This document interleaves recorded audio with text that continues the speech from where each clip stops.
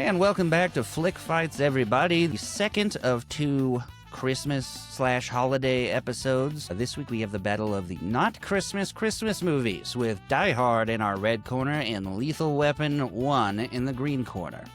If you're new to the show, we usually do two similar movies. We go through the plot, we do a tale of the tape, and then we take them through 10 rounds afterwards and score them each on a scale of 1 to 10 and declare a winner. I don't think we could have gotten two more similar movies for this shit. No, it was glorious nostalgia. This brought back a lot of childhood memories and just how these things were filmed and shot and the denseness of the plot and story and like how much effort seemed to be put in this. Just, they don't make them like this anymore to old man myself a little bit.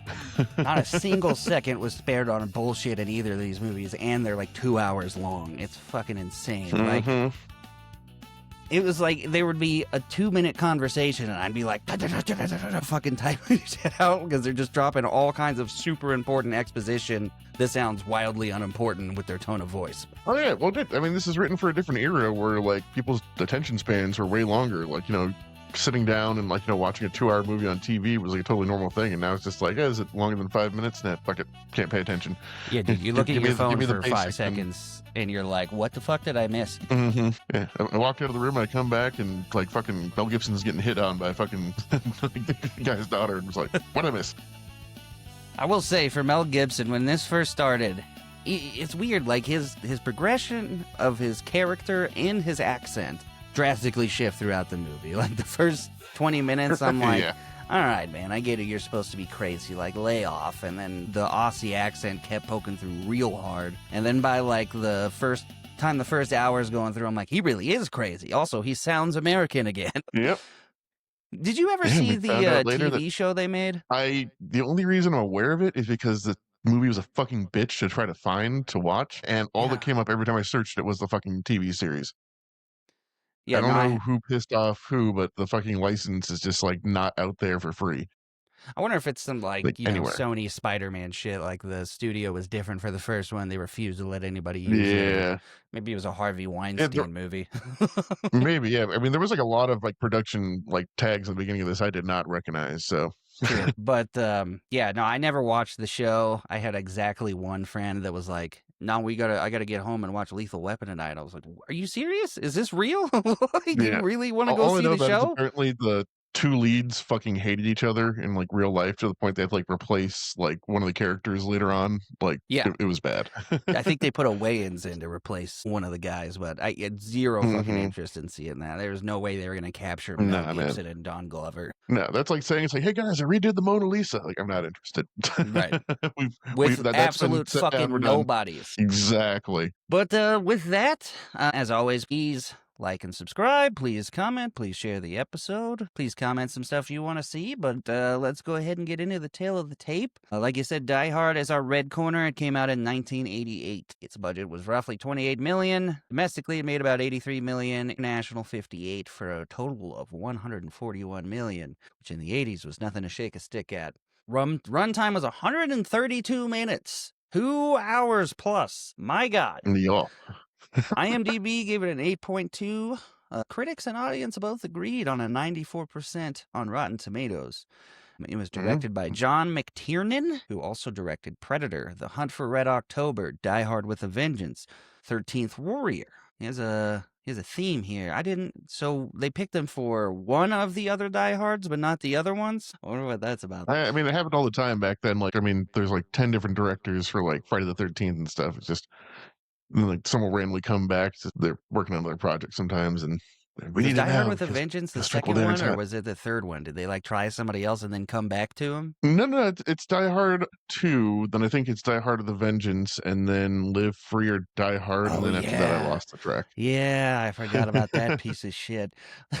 Yeah, where he's riding around on top of the Harrier jet, and we're just like, we're so far from like the everyman fucking like fighting a one-man war. This is like he's just fucking Superman now, I guess. Cool. The cast is Bruce Willis as John McClane, Alan Rickman as Hans Gruber, Bernie Bedelia as Holly Gennaro McClane, Reginald VelJohnson as Sergeant Al, and William Atherton. I don't know why he's included in the top billed cast. He's the piece of shit reporter. Anyway, those are the main people. God damn, though. This movie made me miss Alan Rickman so much. Yeah, dude. He's so I good in this. cracked. I was already like kind of shitting on his German accent, and then when he's a German trying to speak American, I was cracking Into myself American. up. I mean, to be fair, like it doesn't work. So Yeah. he's like, "Howdy, y'all. I'm an American." Great. So many layers to it. But in the green corner, we have Lethal Weapon, which came out in 1987. Budget of 15 million, box office domestic of 65 million, international of 55 million for a total of 120 mil. Runtime 109 minutes, so a bit tighter of a film than the previous one, but still pretty long for a guns blazing action film. Yeah. IMDb score of 7.6, Rotten Tomatoes critics of 80%, Rotten Tomatoes audience for 85%. Director is Richard Dorner. Other notable films by Richard Dorner are Superman, which we've done, the 1978 version, The Goonies, which is classic, Scrooged, which is also that was classic. one of our debatable lists for this episode, and The Omen. So yeah, that's a list of bangers right there. Yeah, both of these directors had a list. 13th Warrior, I might leave off this list, but Predator, fucking incredible. Hunt for Red October is legendary. Superman, The Goonies, Scrooge is fucking great. Back when they didn't have IPs begging you to churn out bullshit year after year, and movies actually had to be good. Yeah, and unique and stand on their own and not like a copy of something else. Top bill cast: Mel Gibson, back in prime Mel Gibson era. We have Danny Glover, Gary Busey. I mean, I didn't register in my head that Gary Busey was like in this because he's so sane and so good. So I was just like, oh, that's the same person. Oh shit. Michelle Ryan and Darnell Love. Darlene Love is Trish Murtaugh. Darlene. Yeah. Trish Murtaugh. But yeah, Gary Busey pre the motorcycle accident where he had like 2 inches less of front teeth. His Point Break era. God, poor Gary Busey, dude. Anyway, let's get into the plots. Like I said in the beginning, the theme here is 2 not Christmas movies, Die Hard and Lethal Weapon, both. Especially this time of year, I see all the comments like this counts as a Christmas movie. So we're going to pretend that there's only one slot here. Which one gets to be a Christmas movie? We'll go through the gist of the plot. We will be skipping over some things because they're just so goddamn long. So if we skip your favorite part, I'm sorry, but we can't. But Die Hard opens with John McClane getting on a plane, and some guy notices that he is very tense about flying and gives him this tip that I don't understand to this day, but has been stuck in my head my entire life because of this movie: the toe fists on carpet. First of all, I'm not scared of flying, so no, well, it's not even a flying thing. It's like it's because like your feet swell up when you go up in altitude and shit, and like it can like just like bug. I think it's like a circulation thing. It's like to get the blood basically out of your feet back into your body, so they're not swollen and sore and shit. Yeah, I understand how it could help with that, but he's saying it helps with the fear of flying. I'm like, how does doing something well after the plane lands help with your fear right now? He says like something like it's better than a cup of coffee. It's supposed to be like refreshing and give you your energy back or something. Okay, that I kind of get, but but like no, seriously, fuck this guy because he makes so much bad shit happen later on in the movie. You just take that 30 seconds of conversation out of it. Whole different movie. Oh my god, I didn't even think about it. If that guy hadn't have said shit. Oh, that poor bastard. Fuck that guy for real. I never put that together. So much blood and so much pain would have been saved if this guy had shut the fuck up. Just keep it to yourself, buddy. He would have been fucking shooed and ready to fucking rumble. Oh, that's incredible. We get a couple shots of the Nakatomi corporations, a guy giving a speech to everyone's success, a guy named Ellis trying to get Holly to go to dinner with him. Holly calls the kids. Ellis is the fucking worst, dude. Dude, he just reminds me of the fucking Bonitis guy from fucking Futurama. He's just like prime ace douchebag in all ways, shapes, and forms. And John McClane still tries to save him. Yep. Holly calls her kids. They're asking if Dad is going to come home too. She says, "I'll talk to Santa and see what we can work out." So there's a rift in the marriage here. They're hammering home. You also notice the name on the door is not McClane. Oh, it's Gennaro. You meet, John gets off the plane, and there is a man named Argyle standing there with a sign for John McClane. He says, and they just kind of stand there awkwardly for a minute. He is like, so what do we do now, Argyle? He's like, I was hoping you'd tell me. It's my first time driving a limo. He says, it's my first time riding in one. And then he just sits up front. Yeah, the bear gets the back seat for like the entire fucking movie. Right. It's a big teddy bear for present for his kids, I'm assuming. So right out of the gate, they're trying to hammer home the everyman likability of John McClane that he sits up front of the Yep. limo. Yeah, and we get a little basic kind of backstory. What happened is him and his wife Holly, which Holly, Christmas name, hey, lived in New York where he was a cop, and she got a good job, and then that job just fucking blew the fuck up, like became like this massive like mega corporation, and she got like hired and promoted and pretty much had to move to the West Coast. And it looks like it was a mutual decision from what we can understand at this point. And look, he's coming back to try to patch things up maybe, or he's not even really sure. Dude, I can understand that there might be some complexities I don't know of in their marriage, but if that's your biggest issue, that would be so easy for me. Like if Jess moved somewhere else, was like, this is actually like I'm making a lot of fucking money and this is great, I'd be like, I'm quitting right now and we're going there. Yeah, but he's a New York cop and it's his life. God damn it, and he's got scumbags to put away. LAPD is perfect for you, John. They would be happy to have so many you. scumbags here. Their best cop is shooting children.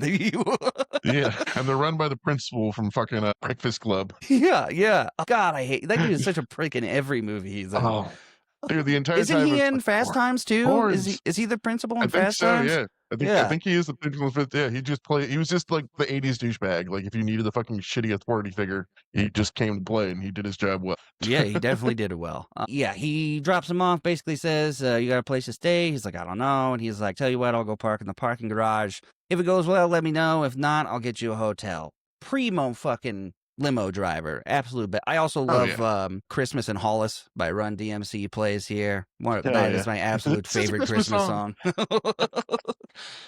And he's like, "You're a good guy." He's like, "Remember that when you tip." Yeah. I'm wondering if Holly paid for that because he says, "Remember when you signed for the tip?" So I'm assuming it's on Holly's company, and he's just gonna be like, "Tip this much." Yeah. Oh, dude, if I did, that'd be like $3,000. Merry Christmas, yeah. motherfucker. Yeah, fuck them. They're not gonna notice. He goes to sign at the front desk and sees Holly is using her maiden name. He searches McClane, finds nothing. Then searches in a very early '80s touchscreen.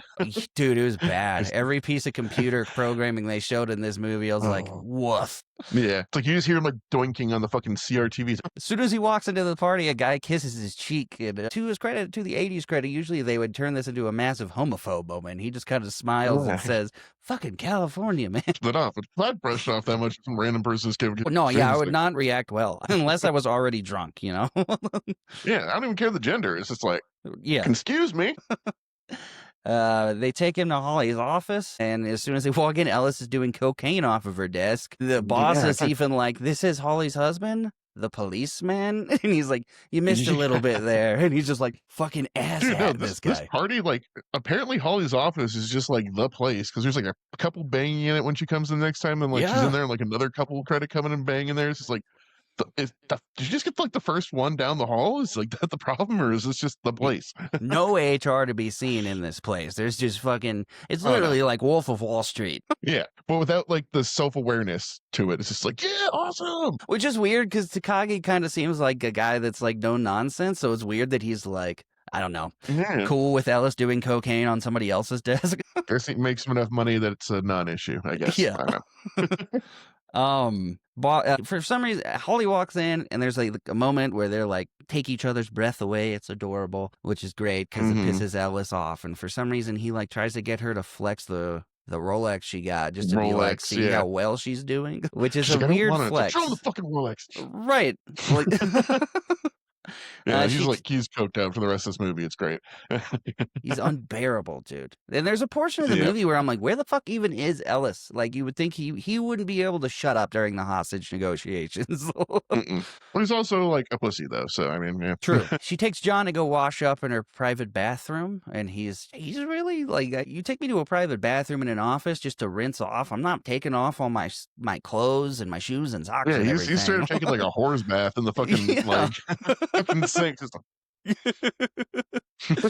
Gets right down to the wife beater. It's going good for a minute. She's like, you should stay at the house. The kids miss you. He's like, the kids miss me, huh? She's like, I missed you. And it's like, nice for 2 seconds. And then they're like, see how you changed your fucking last name and fuck you. Yeah, just immediately like just picks a fight.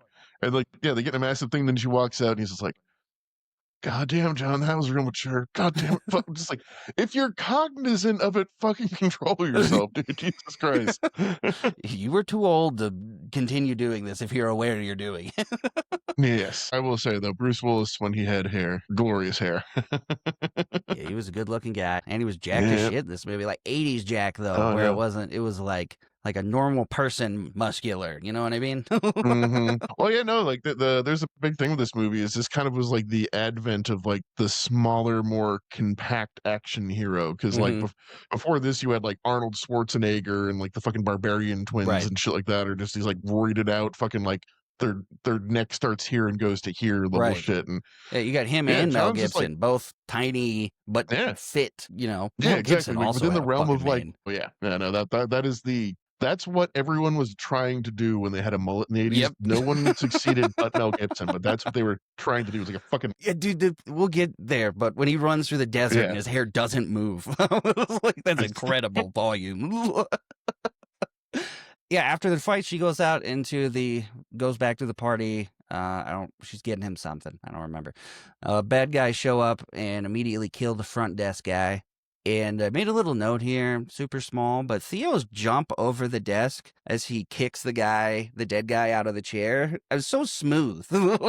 So graceful. Yeah, no, that guy's suave. Like that's his whole character arc. And that's one of the things I like about this movie is like every henchman has like their own little personality and Right. quirk and fucking interpersonal relationship and shit. Yeah, they cover like every possible villain archetype within this crew. You got Big Bad Russian, just evil villain guy, and then Theo, who's just the smoothest hacker guy, smart ass ever.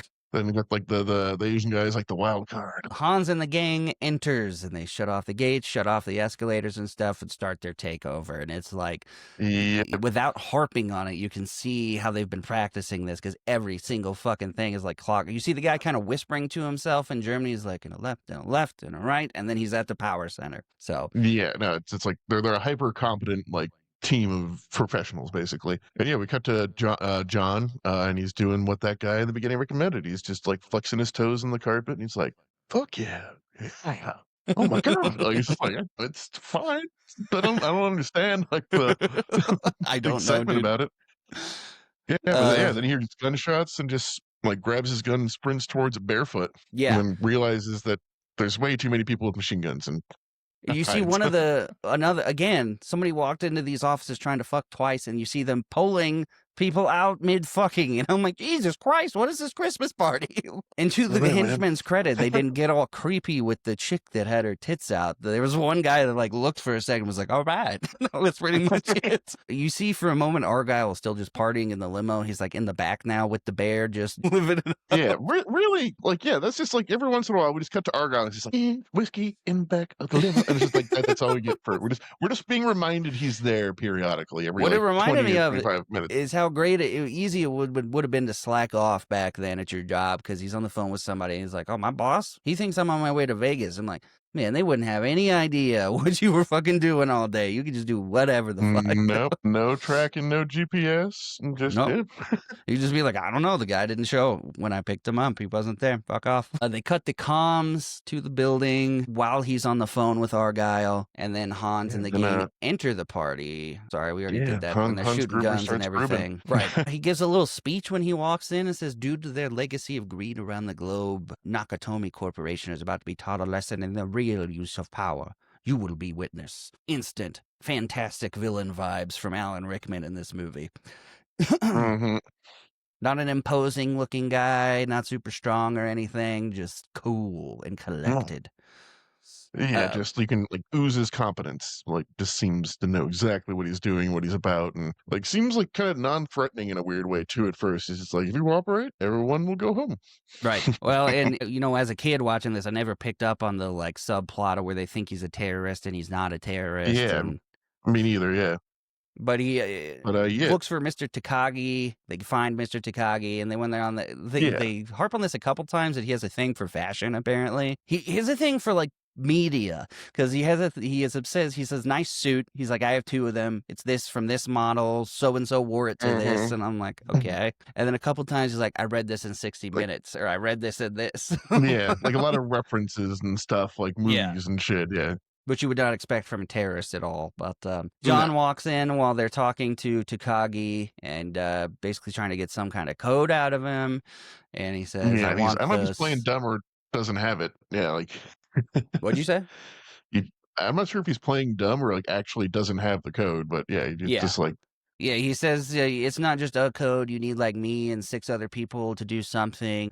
He's like, you couldn't even do anything with the code. He was like, then you have no reason not to tell it to me. I'm like, touche. He says, I want the 640 million in bearer bonds you have in the vault. He says, what kind of terrorist are you? He's like, who said we were terrorists? And says he doesn't know the code. Like, you'll just to kill me. Yeah, and it's like okay. No hesitation, like, no emotion about it. Just like fucking like hitting a stapler, basically. Like that's how much he cared about doing that. It was like that meme of the what are you gonna do? Stab me? Says guy who got stabbed. Exactly. Yeah. No, if anyone points a gun towards my head, you can have whatever fucking numbers you want. I don't fucking care.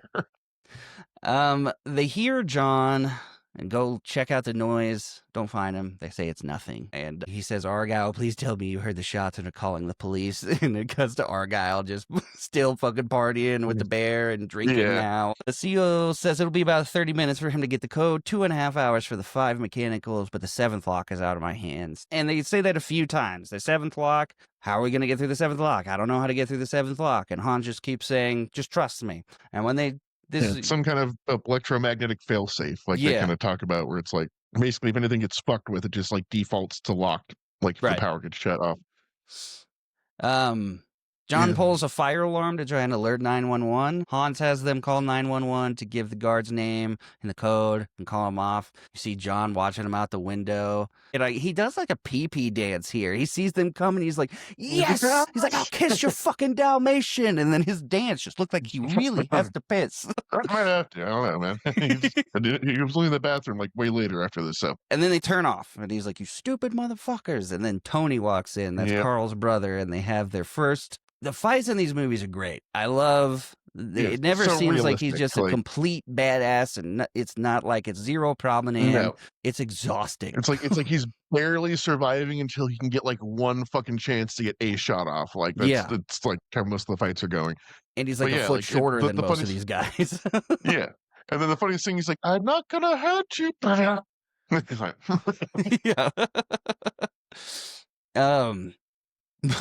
he wins the fight with Tony. You see Theo breaks the code because Takagi translates to Red Castle. Oh, what a lazy-ass like password. Putting your fucking dog's name as a fucking password. Yeah, dude. Dude, come on. It's like the English version of my name. No one will ever guess that. And it looks like he had like a computer program doing it for him. Again, one of the really awful 80s computer animations, because I couldn't figure out what was happening here until it said was like code accepted. Searching information. Right. Yeah. No. This is back when people didn't understand computers, so they needed to make it as simple as possible, just so they could understand computer doing thing to other computer and done thing. Which would explain why when computers became available to everyone, they expected a lot more from them than they were capable of. Oh, yeah. John loops Tony for some ammo, a walkie-talkie, a lighter, and then he takes off his shoes. He says, 9 million terrorists in the world, and I got to kill the one with feet smaller than my sister's. Oh, dude, I don't care, man. I would have like taken the laces out and just like strap that shit to my feet or something. 100%. Like just anything. I would have cut a hole in the toe, let my toes hang out, whatever the fuck. But my God, yeah, we're fucking doing some later. Man. Oh God, no! There's that point in the movie, like I'd be done. Like everyone's dead. I'm gonna be bleeding out here in the bathroom for the next fucking 5 hours. That's it. Because it's so much blood. And I've stepped on glass before, but not to the extent that it's like in there. Like God damn. When I was a young man in Boy Scouts, we had to tear down a building. Long story, but I stepped on a 2x4 that had a nail sticking up out of it, and it threw my shoe through my sock. Threw my foot out the top of the shoe. Jesus. And then I just like my foot and like just the 2x4 came with it. So yeah, this was just fucking like all drama. Yeah, I've stepped on a nail before, but it did not go through the top. That's insane. Oh yeah, no, I was like in like a dumpster and like there was like cardboard on top of it, and I stepped on the cardboard with like all my weight and just went fucking Home Alone. And it's always those moments that you're like, have I had a tetanus shot? I feel like I've had a tetanus shot, but I don't remember specifically. Was that a decade ago? How long was the last? Fuck. It's some really great classic scenes here right in a row, because he takes that shit and then sends the elevator down with Tony's body on it. And possibly one of the most iconic quotes from the movie. Yes. You see Hans walk over and they read his sweater written on in blood, "Now I have a machine gun. Ho, ho, ho." And then he's just like, "Tell Carl his brother's dead." There's a lot of German in this too, where like they just do not translate. So like, Yeah, a lot what the of fuck times you was don't know that what people are about? fucking saying to each other. I thought maybe it was the stream I was watching, but I went and looked at another one and I had Yeah. no idea what they were saying. Which Yeah. is There was, good. like They one don't need to Italian do guy for that. some It reason. should be confusing because it was confusing for John, you know? I like that. Yep. Yeah, no, we see that John's like hiding up in the elevator shaft, like right above where the guy came down. He's like writing down like names as everyone like says, he's like, Carl, John, Hans. He's just like, Hans, Carl, John. I killed that one. He goes back up the elevator and walks through like an electrician shaft where you see apparently where the electrician jerks off, I guess.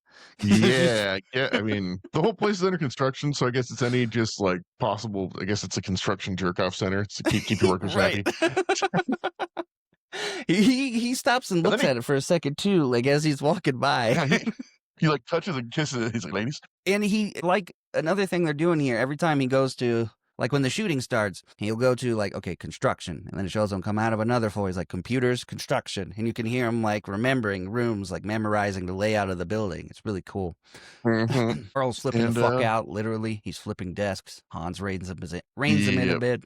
Holly says something is wrong. And they're like, what is the cops here? And she's like, it's John. And Ellis says he's going to fuck this whole thing up. I'm like, Ellis, Yeah, no, she you says, are going to fuck this simply, it's like, I know it's John because no one else can make someone that mad. John tries to radio for help from the roof, and I love this part because the lady that answers and the other is like, "Sir, this channel is for emergencies only." He's like, "No fucking shit, lady. Do I sound like I'm ordering a fucking pizza?" As he gives him the layout of the building and the number of terrorists and everything. Yeah. And then you're like, that couldn't possibly happen in real life. Then we have that case about that fucking one ambulance dispatcher who just hung up on about 800 people because she didn't feel like talking. I see those a disturbing amount of videos like that where you listen to a 911 dispatcher and you're like, dude, where are you finding these people? They're the worst. I'm going to say no one in the history of forever has ever aspired to be an ambulance dispatcher. They hear him radioing for help. Bad guys run up to the roof and start shooting at him, and the lady's like, just send a black and white for a drive-by. And this is where we meet Sergeant Al Powell, who is also, what's his fucking name on? He's the cop in the show with Urkel. Carl Winslow? Carl Winslow? Yeah, Winslow. Yeah. Yeah, Winslow, yeah. In Family Matters, I think? Yeah, never played anything other than a cop, this guy, and he does it well. When I watched Family Matters as a kid, I didn't realize Urkel wasn't always there. Like, he just fucking took over the goddamn show. Yeah, that happened in a few of those shows where they're not even remotely the main character, but they become so loved they get written in, like what you're talking about, Willis. That kid was not. Oh yeah, fucking Webster. Brett Webster, yeah, happens a lot. Or Screech. We see Sergeant Powell getting a bunch of junk food at the gas station. The dude's giving him shit. Yeah, which is funny because that's what John's eating later.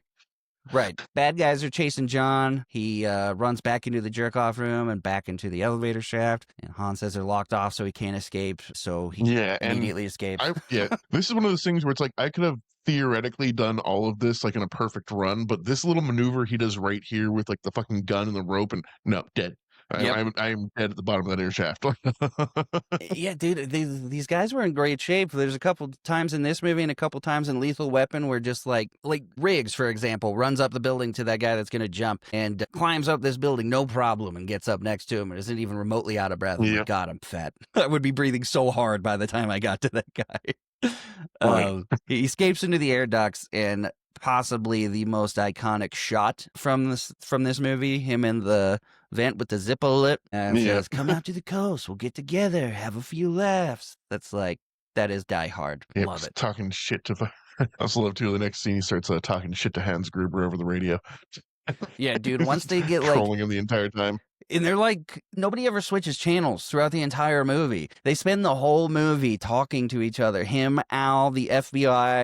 It's like a weird Discord channel where they're all planning, and every once in a while Hans will just pop in and be like, "Oh yeah, fuck you, Hans."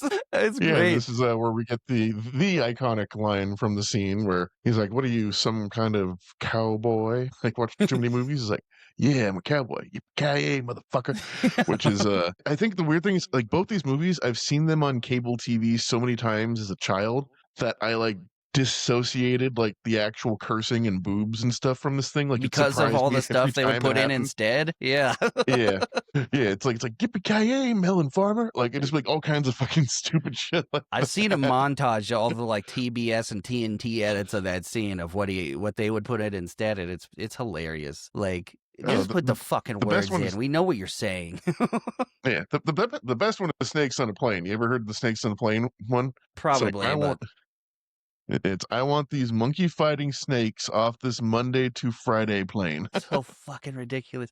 At a certain point, it seemed like they started just having fun with it. You know, it was less about Yeah. censoring Like, and you're gonna more make about this some guy Yeah. just getting a quip in. Yeah, it's like, I think, like, you're gonna make it sound stupid, we're gonna fucking just lean into it and fucking make it really stupid. He sees Al come in to do his drive by, and he's like, "Who's driving this car?" Stevie Wonder. He goes inside, talks to the guard. Guard blows him off, and he's like, "All right, fuck this, I'm leaving." And John starts smashing the window. Guy runs in on John, and then they're fighting. And this reminded me of Tommy Wiseau. He's like crawling under a table while he's getting shot at, and the guy's on top of the table. Yeah. And he goes, "Where are you going? No more table, pal." And I was like, "What the fuck was that?" Where'd he And go? he says that, and then gets shot like 9 times through the table and dies. Yeah, no. He's just like, it's like bit of advice. If you have a chance to kill someone, don't hesitate. And it's like bang, bang, bang, bang, like right into the dick. And this is like good advice. He throws the body out of the window onto Sergeant Al's car, and he starts going in Yeah. reverse, screaming on his radio. And And the terrorists just bust open the window and start unloading on him and shit. so I want everybody to, if you haven't seen this movie, I want you to remember all of those things that just happened, because when the chief first comes to the scene and they recount all of that and his theories of why that may have happened, he should not have a job. No, yeah, it's like yeah, these are two completely unrelated events. A guy committed suicide, and that crazy guy shooting out the window. Like what? He's fucking terrible. Finally, tons of Ugh. cops show up. Hans is like, let him fumble around outside, and everybody just try to stay calm. John is now talking shit to him on the radio about all of his kills. He calls it troublesome security guard. He says, "Wrong guess, Hans. Find some C4." And then that's where they do the just another American who thinks he's John Wayne, Rambo, or Marshall Dillon. So that's it.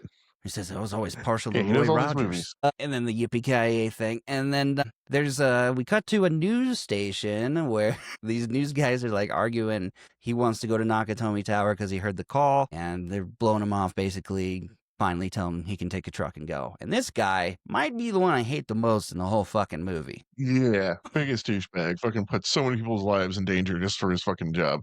So Doesn't satisfying. get punished enough for it at the end. No, it should have been more. It's still satisfying, but not enough. Yeah. Like, you should get kicked in the balls, like, at least, or something. Like a little Right. slap to the face, nothing. Al comes on the radio and says, "If the person who radioed for help can hear me, acknowledge the transmission." John comes on and tells him all the details: who's there, how many guns, what their IDs look like, everything. And Al starts picking up on he might be a cop because of how he knows all these details and fake IDs. Yeah. And he won't tell him his name at first. He just says, "Call me Roy." And this is where Chief Dipshit shows up. Chief Dwayne Robinson. Yep, the worst deputy police chief in history. Al says, "I think he's a cop." And he starts giving him all kinds of shit and says, he could be a fucking bartender. And he's like, "What about the fucking body he threw out the window?" And he was like, "Could have been a stockbroker that was just depressed and threw himself out the window." He's like, "While machine guns were firing down?" I'm like, this Yeah, guy's that's what fucking that guy was like. terrible.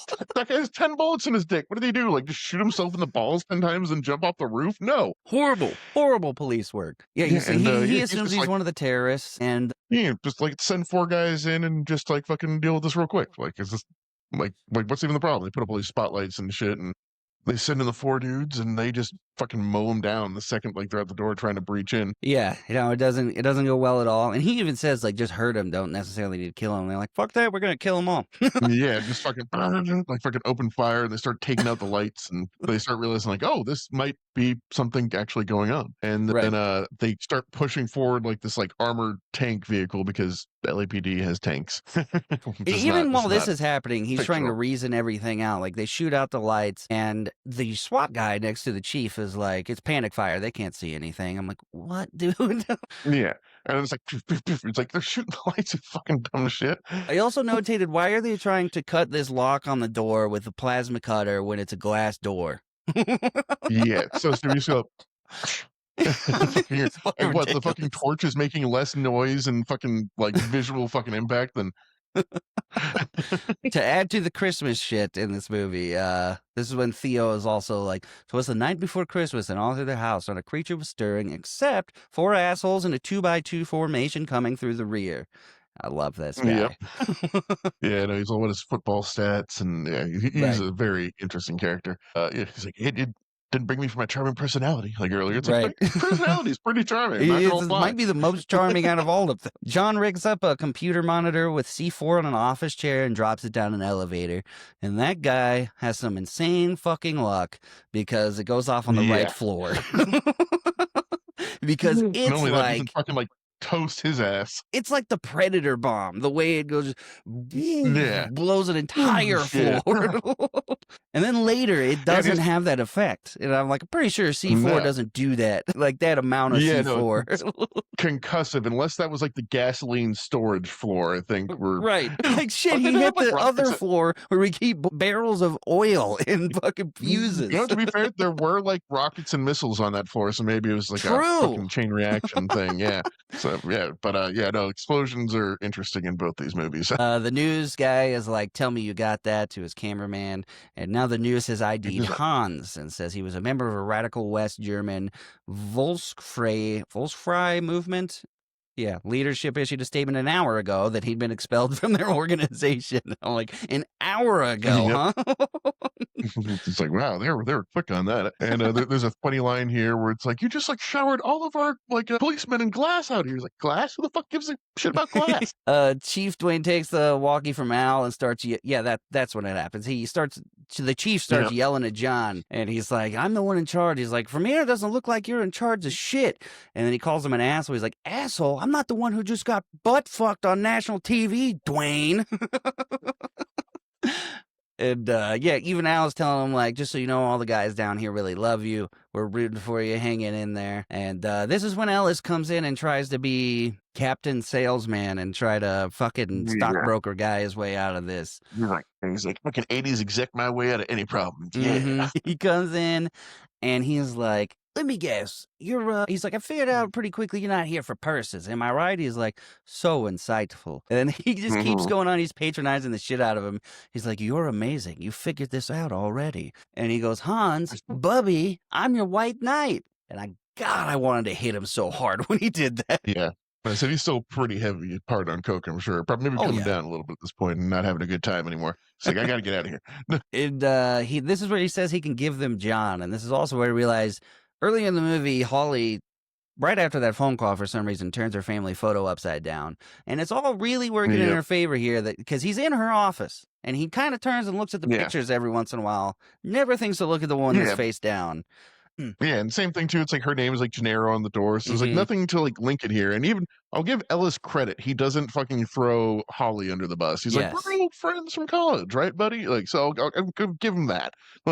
Yeah, I think he may, in his douchebag way, slightly care about Holly. Just it didn't matter.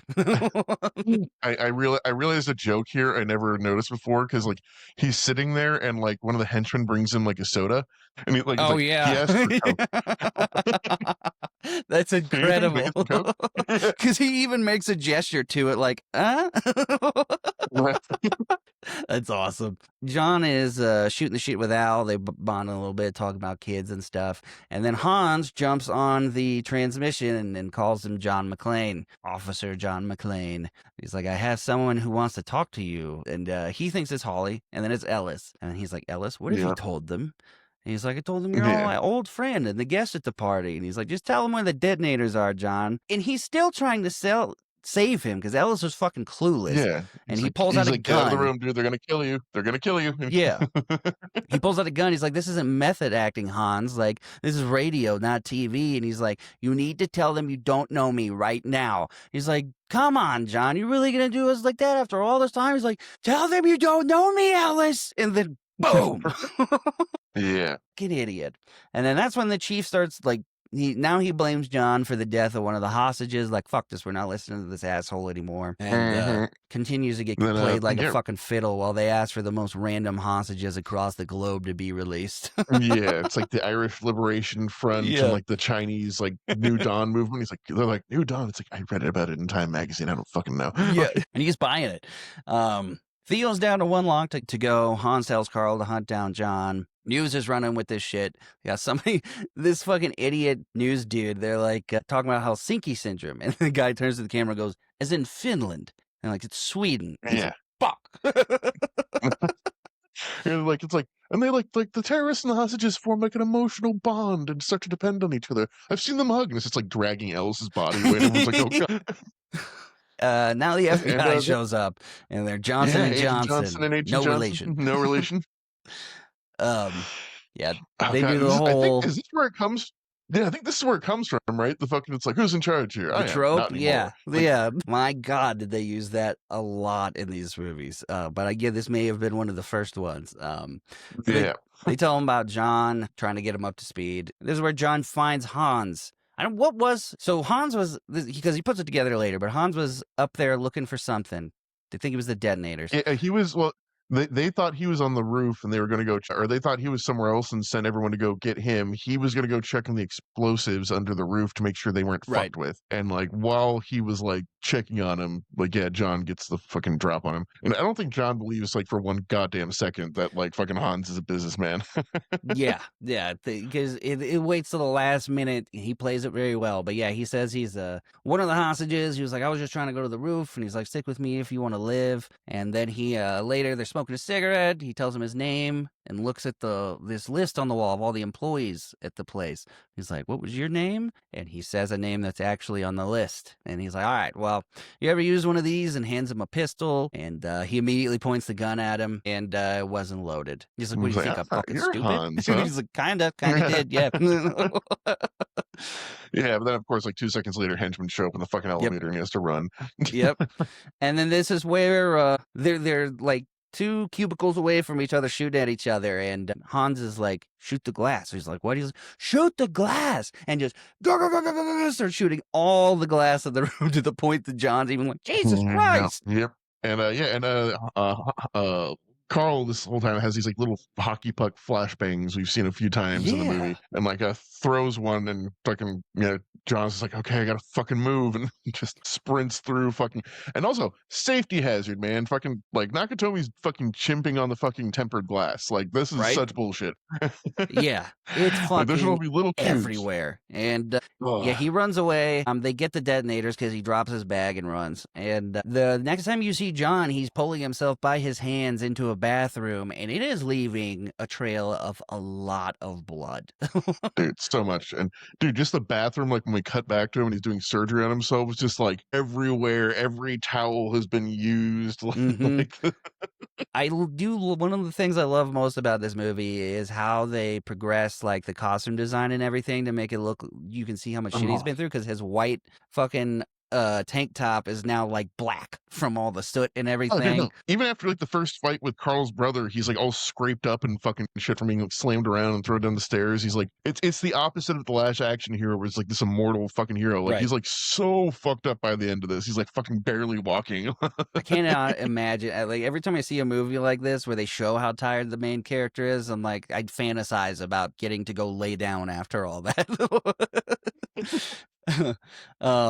Yeah, you see him picking out the glass at his feet. It's huge shards of glass. And, yeah, it's like freaking like that thick. It's just like, the sound design and just how and his acting in this too is just like fucking like talking through clenched teeth and like it's like trying to get Al to distract him by telling him like fucking some stories about his life. Yeah, that's where he tells him why he's a beat cop, because he shot a 13-year-old kid who had a ray gun in the dark, but it looked real.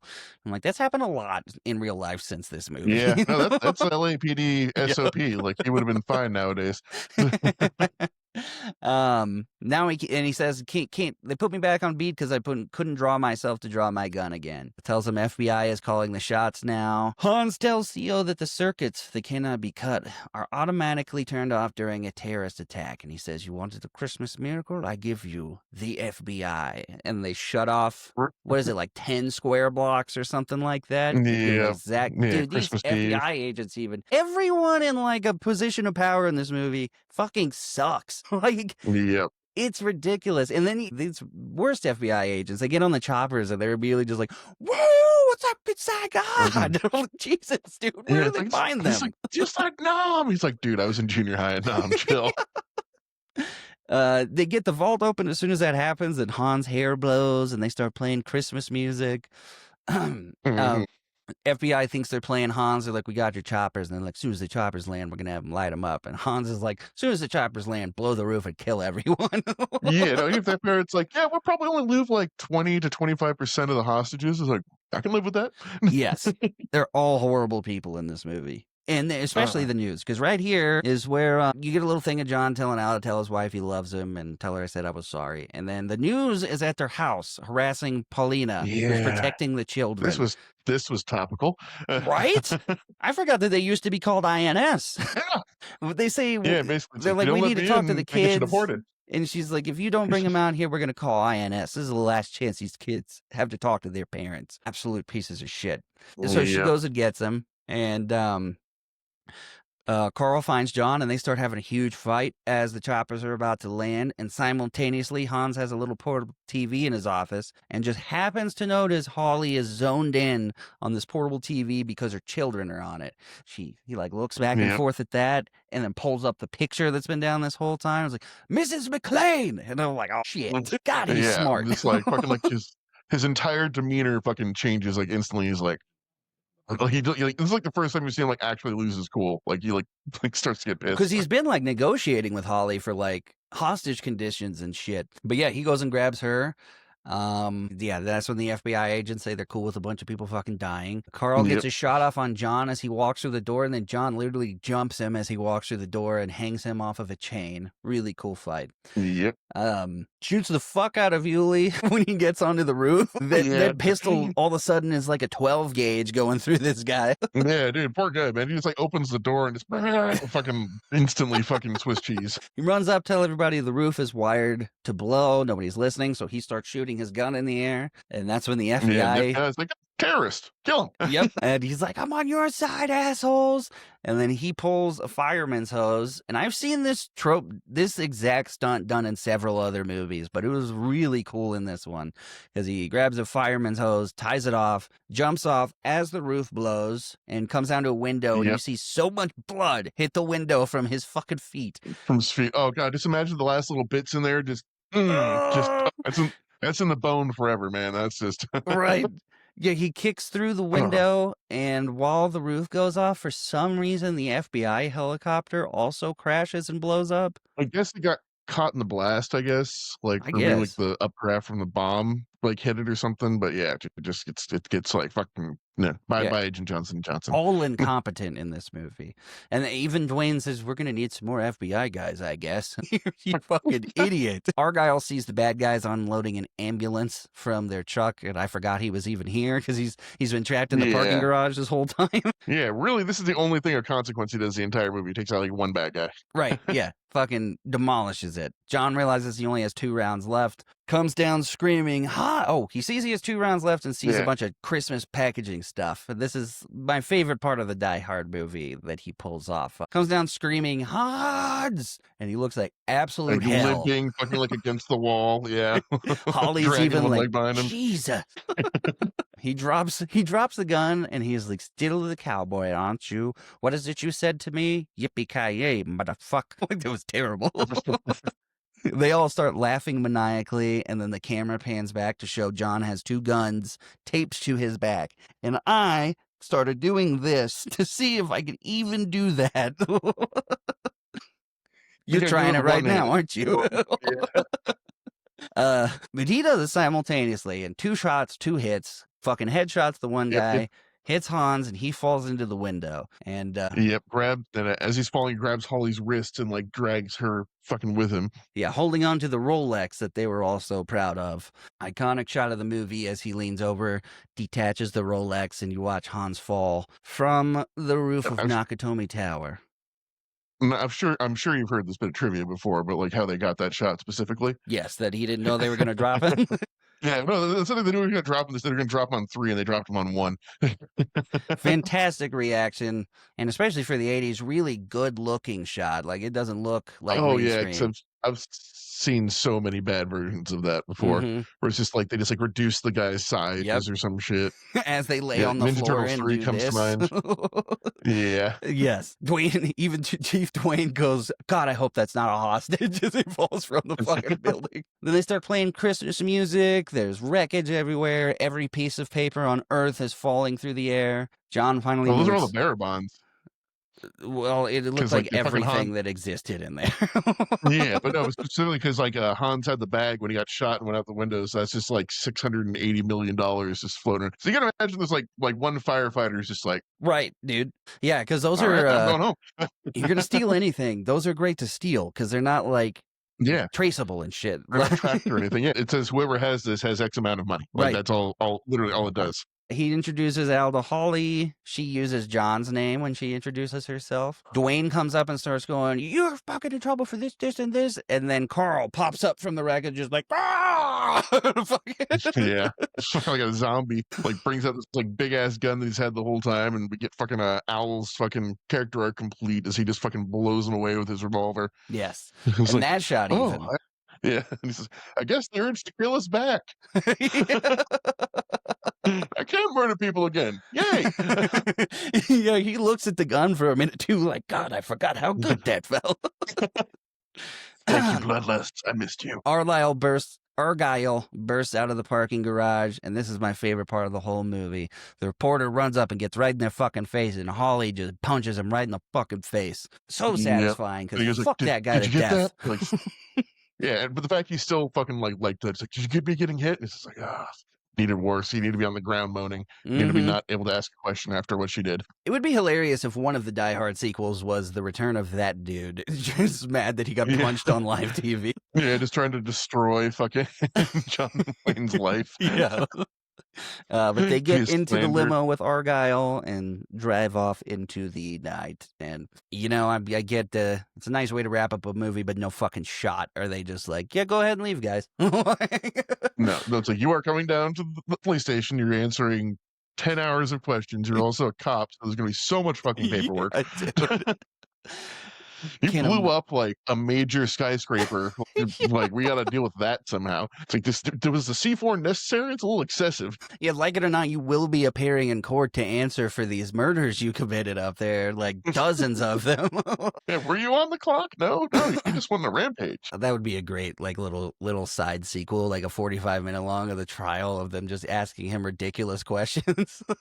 Yeah. So, starting up with Lethal Weapon, which, got, like I said before, so many of these films I saw edited on TV, so a lot of these things kind of like took me by surprise. But like the cocaine and titties immediately. Yeah, literally, we open on cocaine and titties. Like, there's this girl, she's like snorting some pills and looks like she's having a pretty good time, and goes out into the balcony of this like massive, like, it kind of looks like the Capitol Records building. I don't think it is, but it looks a lot like it. And goes up and stands on the balcony, and then this goes woo, and like I said, like I would say, a good effect. It's not a good effect. It's just a really good stunt. We find out apparently. Right. We'll get into the details later, but she lands in a car, and we don't really get context for what the fuck that was for a little bit. Right. Yeah, it's a while before that comes up again. I like how they do it though, because all the little details that go into it. But yeah, then we go into Danny Glover taking a bath, and the only note I made here is there's not nearly enough bubbles in this bathtub for his entire family to be standing there talking to him. Yeah, his entire family, I think like 4 kids, including like a 16, 17, 18-year-old daughter or something. Like, it's a little weird. It's a little weird, I'm not gonna lie. It was just like, maybe things were different in the 80s, but he looks over at that mirror in the tub, And I'm like, he definitely jerks Yeah. off in that mirror. Oh no, that's him and his wife's special tub. Like that's it. Like she's a terrible cook. Why do you think he stays with her? Right. I think they got so many kids.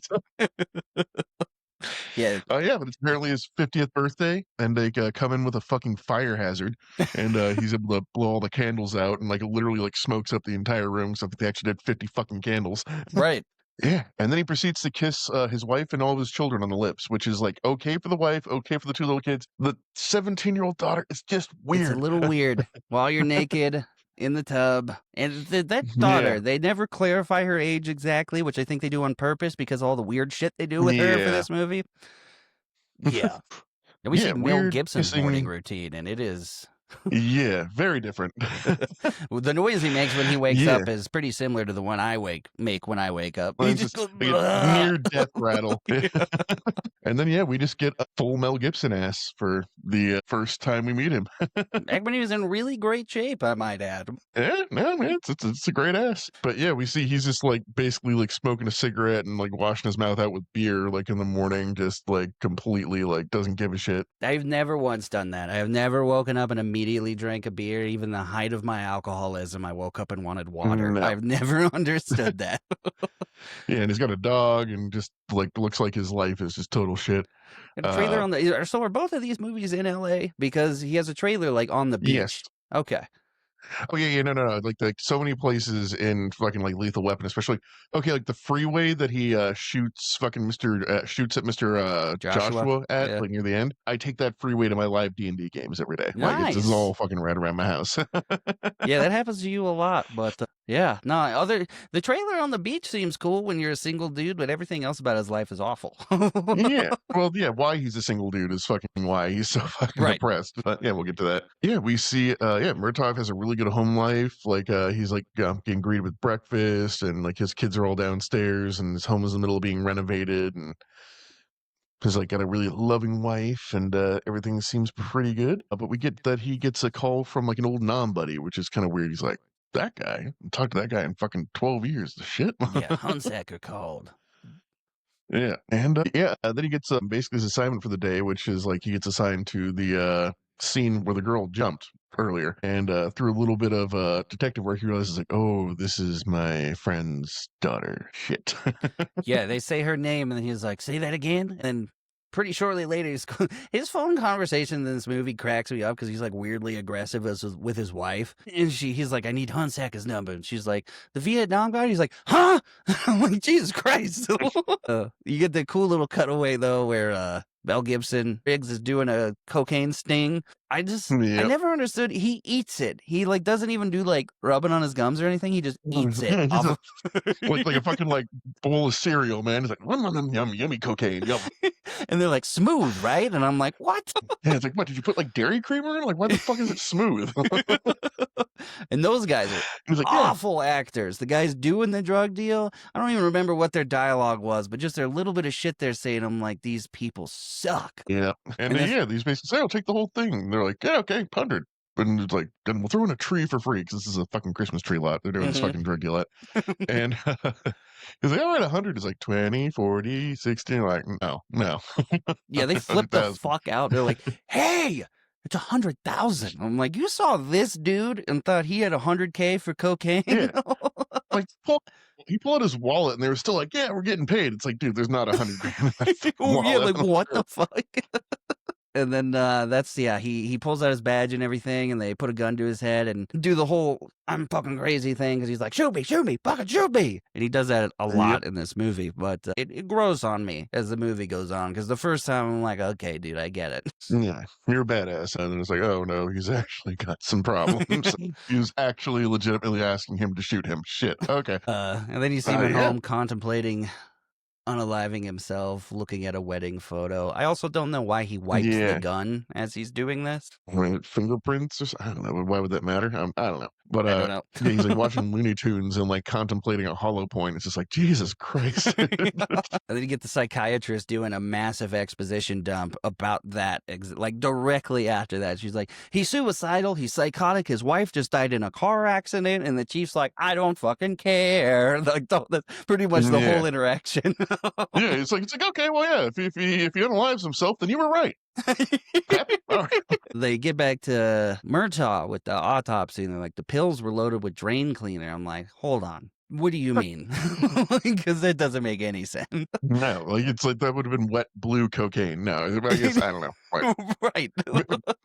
basically, the drugs were poisoned. So even if she hadn't jumped off the balcony, she was screwed anyways. Right. So they're like, there's something more to this than just like a prostitute got like way too high and tried to fly or something. It's like there's something going on here. Yeah. And the whole time he's talking, he's like looking over because Riggs is on a desk outside of his office, and he sees, for whatever reason, Riggs pulls out his gun just to check it out for a minute, I guess. And he's Yeah. like, God, and fucking tackles him. He tries to And tackle it's so him. funny because even Riggs is like, gun, where? And he fucking throws him on his ass. And for the first of like, I think 4 times in this movie, you get the iconic Murtaugh quote where he's on the ground. He's like, I'm too old for this shit. Because they're like, meet your new partner. To the throat. And yeah, we get a little thing of Riggs' bio. He apparently was in Vietnam and some like elite assassination unit that just like was going around murking people left and right. And Yeah, they're comparing their he's like, yeah. guns and everything, and they say the thing again. I put it in all caps like 5 times. He said the thing because he's like, I guess Yeah, you got to where's the register weapon? use a lethal weapon. And he's like, but God damn it, God must hate me. He's like, come back, works for me. I was like, damn, that's a pretty hard line. The way he like maintains eye contact with Murtaugh in this movie during insane And he's, like, lines is unblinking. horrifying. It made him great in like Braveheart and shit. Like I understand why they casted him for all this shit, but yeah, this movie was just like, hate him back, it works for me. And it was fucking like biting his cigarette while he's staring at him. Yeah. And then we get introduced to the villains of the piece for the first time, the Colonel and Mr. Joshua, played by Gary Busey, pre-motorcycle accident. Intimidating and scary in this, legitimately. Yeah, but the very first time you see them on screen, I'm pretty positive the entire scene is ADR because I didn't see somebody's mouth move Yeah. once when they're like walking into the place. And I honestly, mean, I can imagine that room was so fucking echoey and shit. Like, it probably sounded like terrible, like when they fucking went in there. It's this like giant empty nightclub that I the would Colonel understand if they owns. were I don't know. overdubbing, but most of it, no one's even talking. They're just like adding lines later. Like, yeah, let's go in here and meet the boss. And it's Gary Busey just standing there. And this whole scene is really fucking dumb, in my opinion. Rest of the movie, I love. It starts to grow on me, but it's so weird. Got Mr. Menendez is acting super weird, and like, they tell him to pull out his lighter, and they act like he's pulling out a gun, and he won't let them take it, and they're like grabbing his arm and fucking pulling it out to make a flame for Mr. Joshua to hold his arm over him. Like, what is happening right now? Like, this is all really weird, and this guy that plays Mr. Mendez is a bad actor. But yeah, And he's barely in the movie. Like, you got to imagine that was fucking like some editing later, because he's in this scene, one scene with Mr. Joshua, and then like the very end when he dies. That's like the only 3 times we see him. Right. Yeah, he holds out a flame because he's like, you're hiring fucking mercenaries. I'm like, why do you care? Why is this a big deal? I didn't understand any of it. Yeah.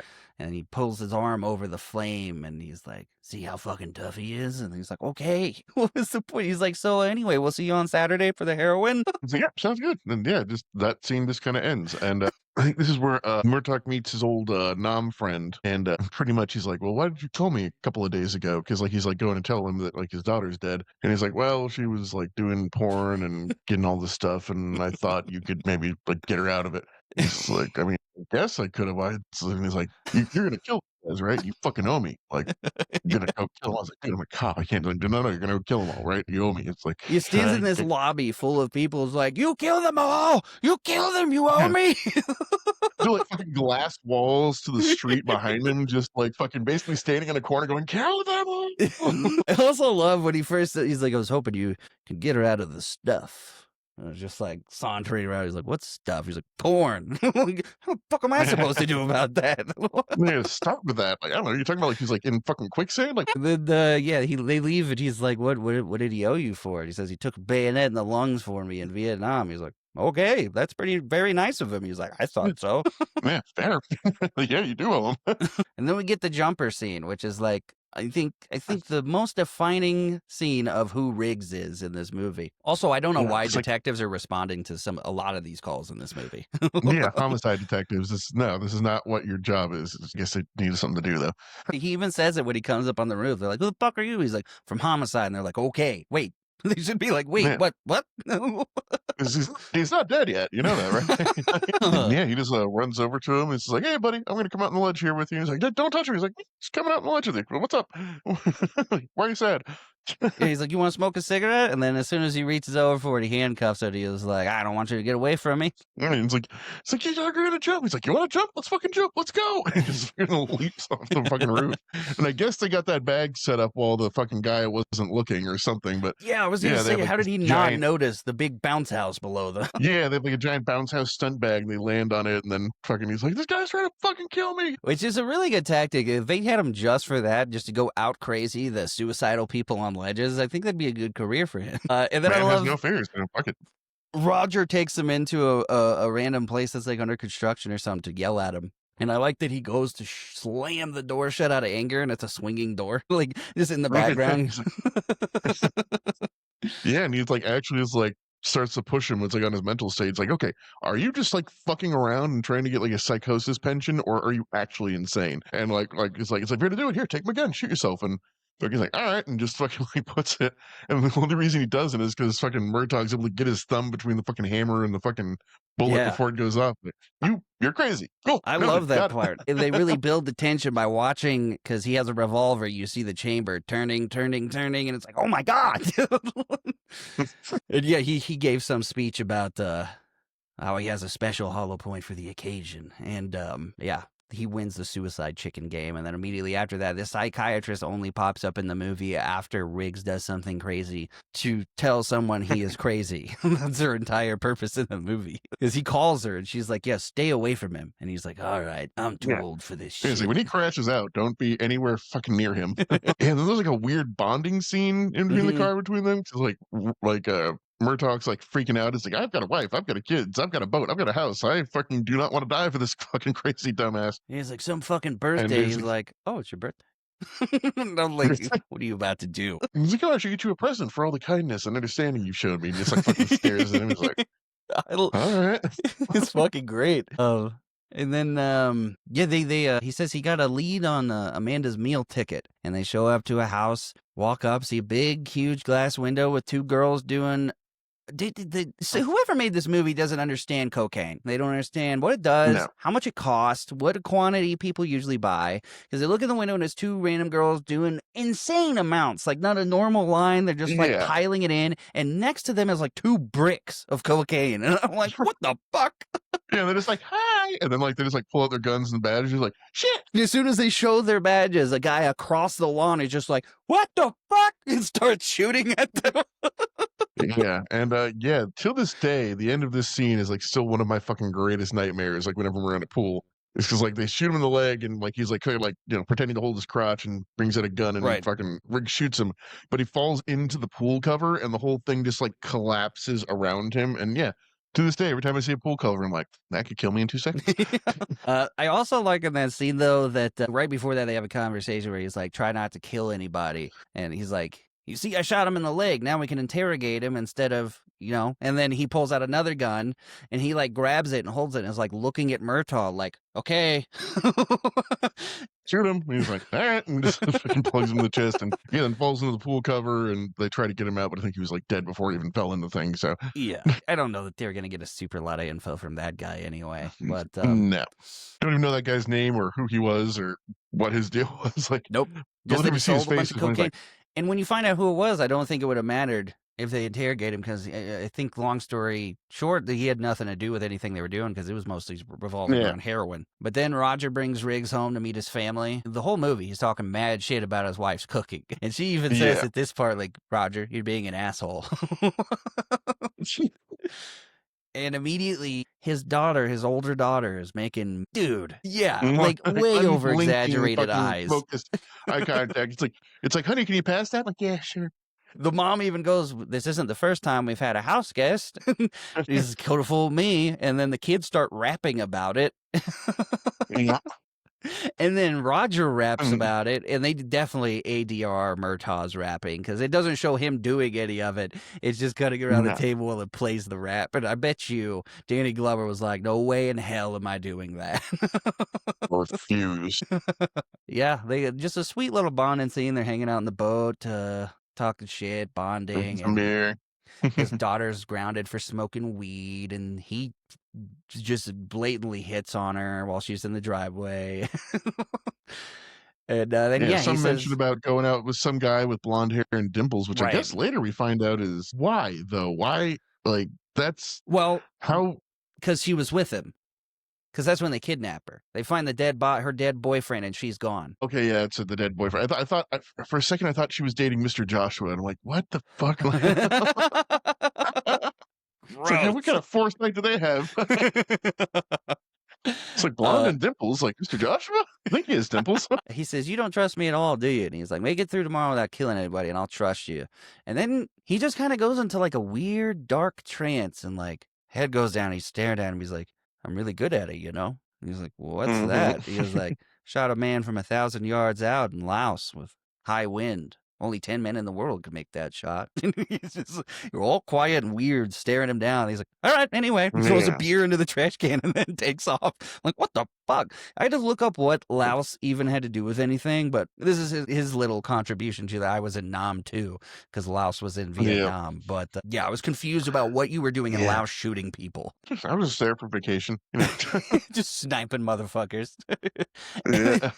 This next scene is so weird. Nothing comes from this scene. Like, there's no No. information we gain that's relevant to the plot. It's so It's just we get to see the dead girl's boobs. Like, that's it. Literally it. Yeah, he watches her porn, and the dad must have mailed it to her for some reason. I'm like, why do you have this? Why did you mail it to Murtaugh with her yearbook? And why is Murtaugh sitting there watching it? Drinking a beer in his robe. It's so creepy.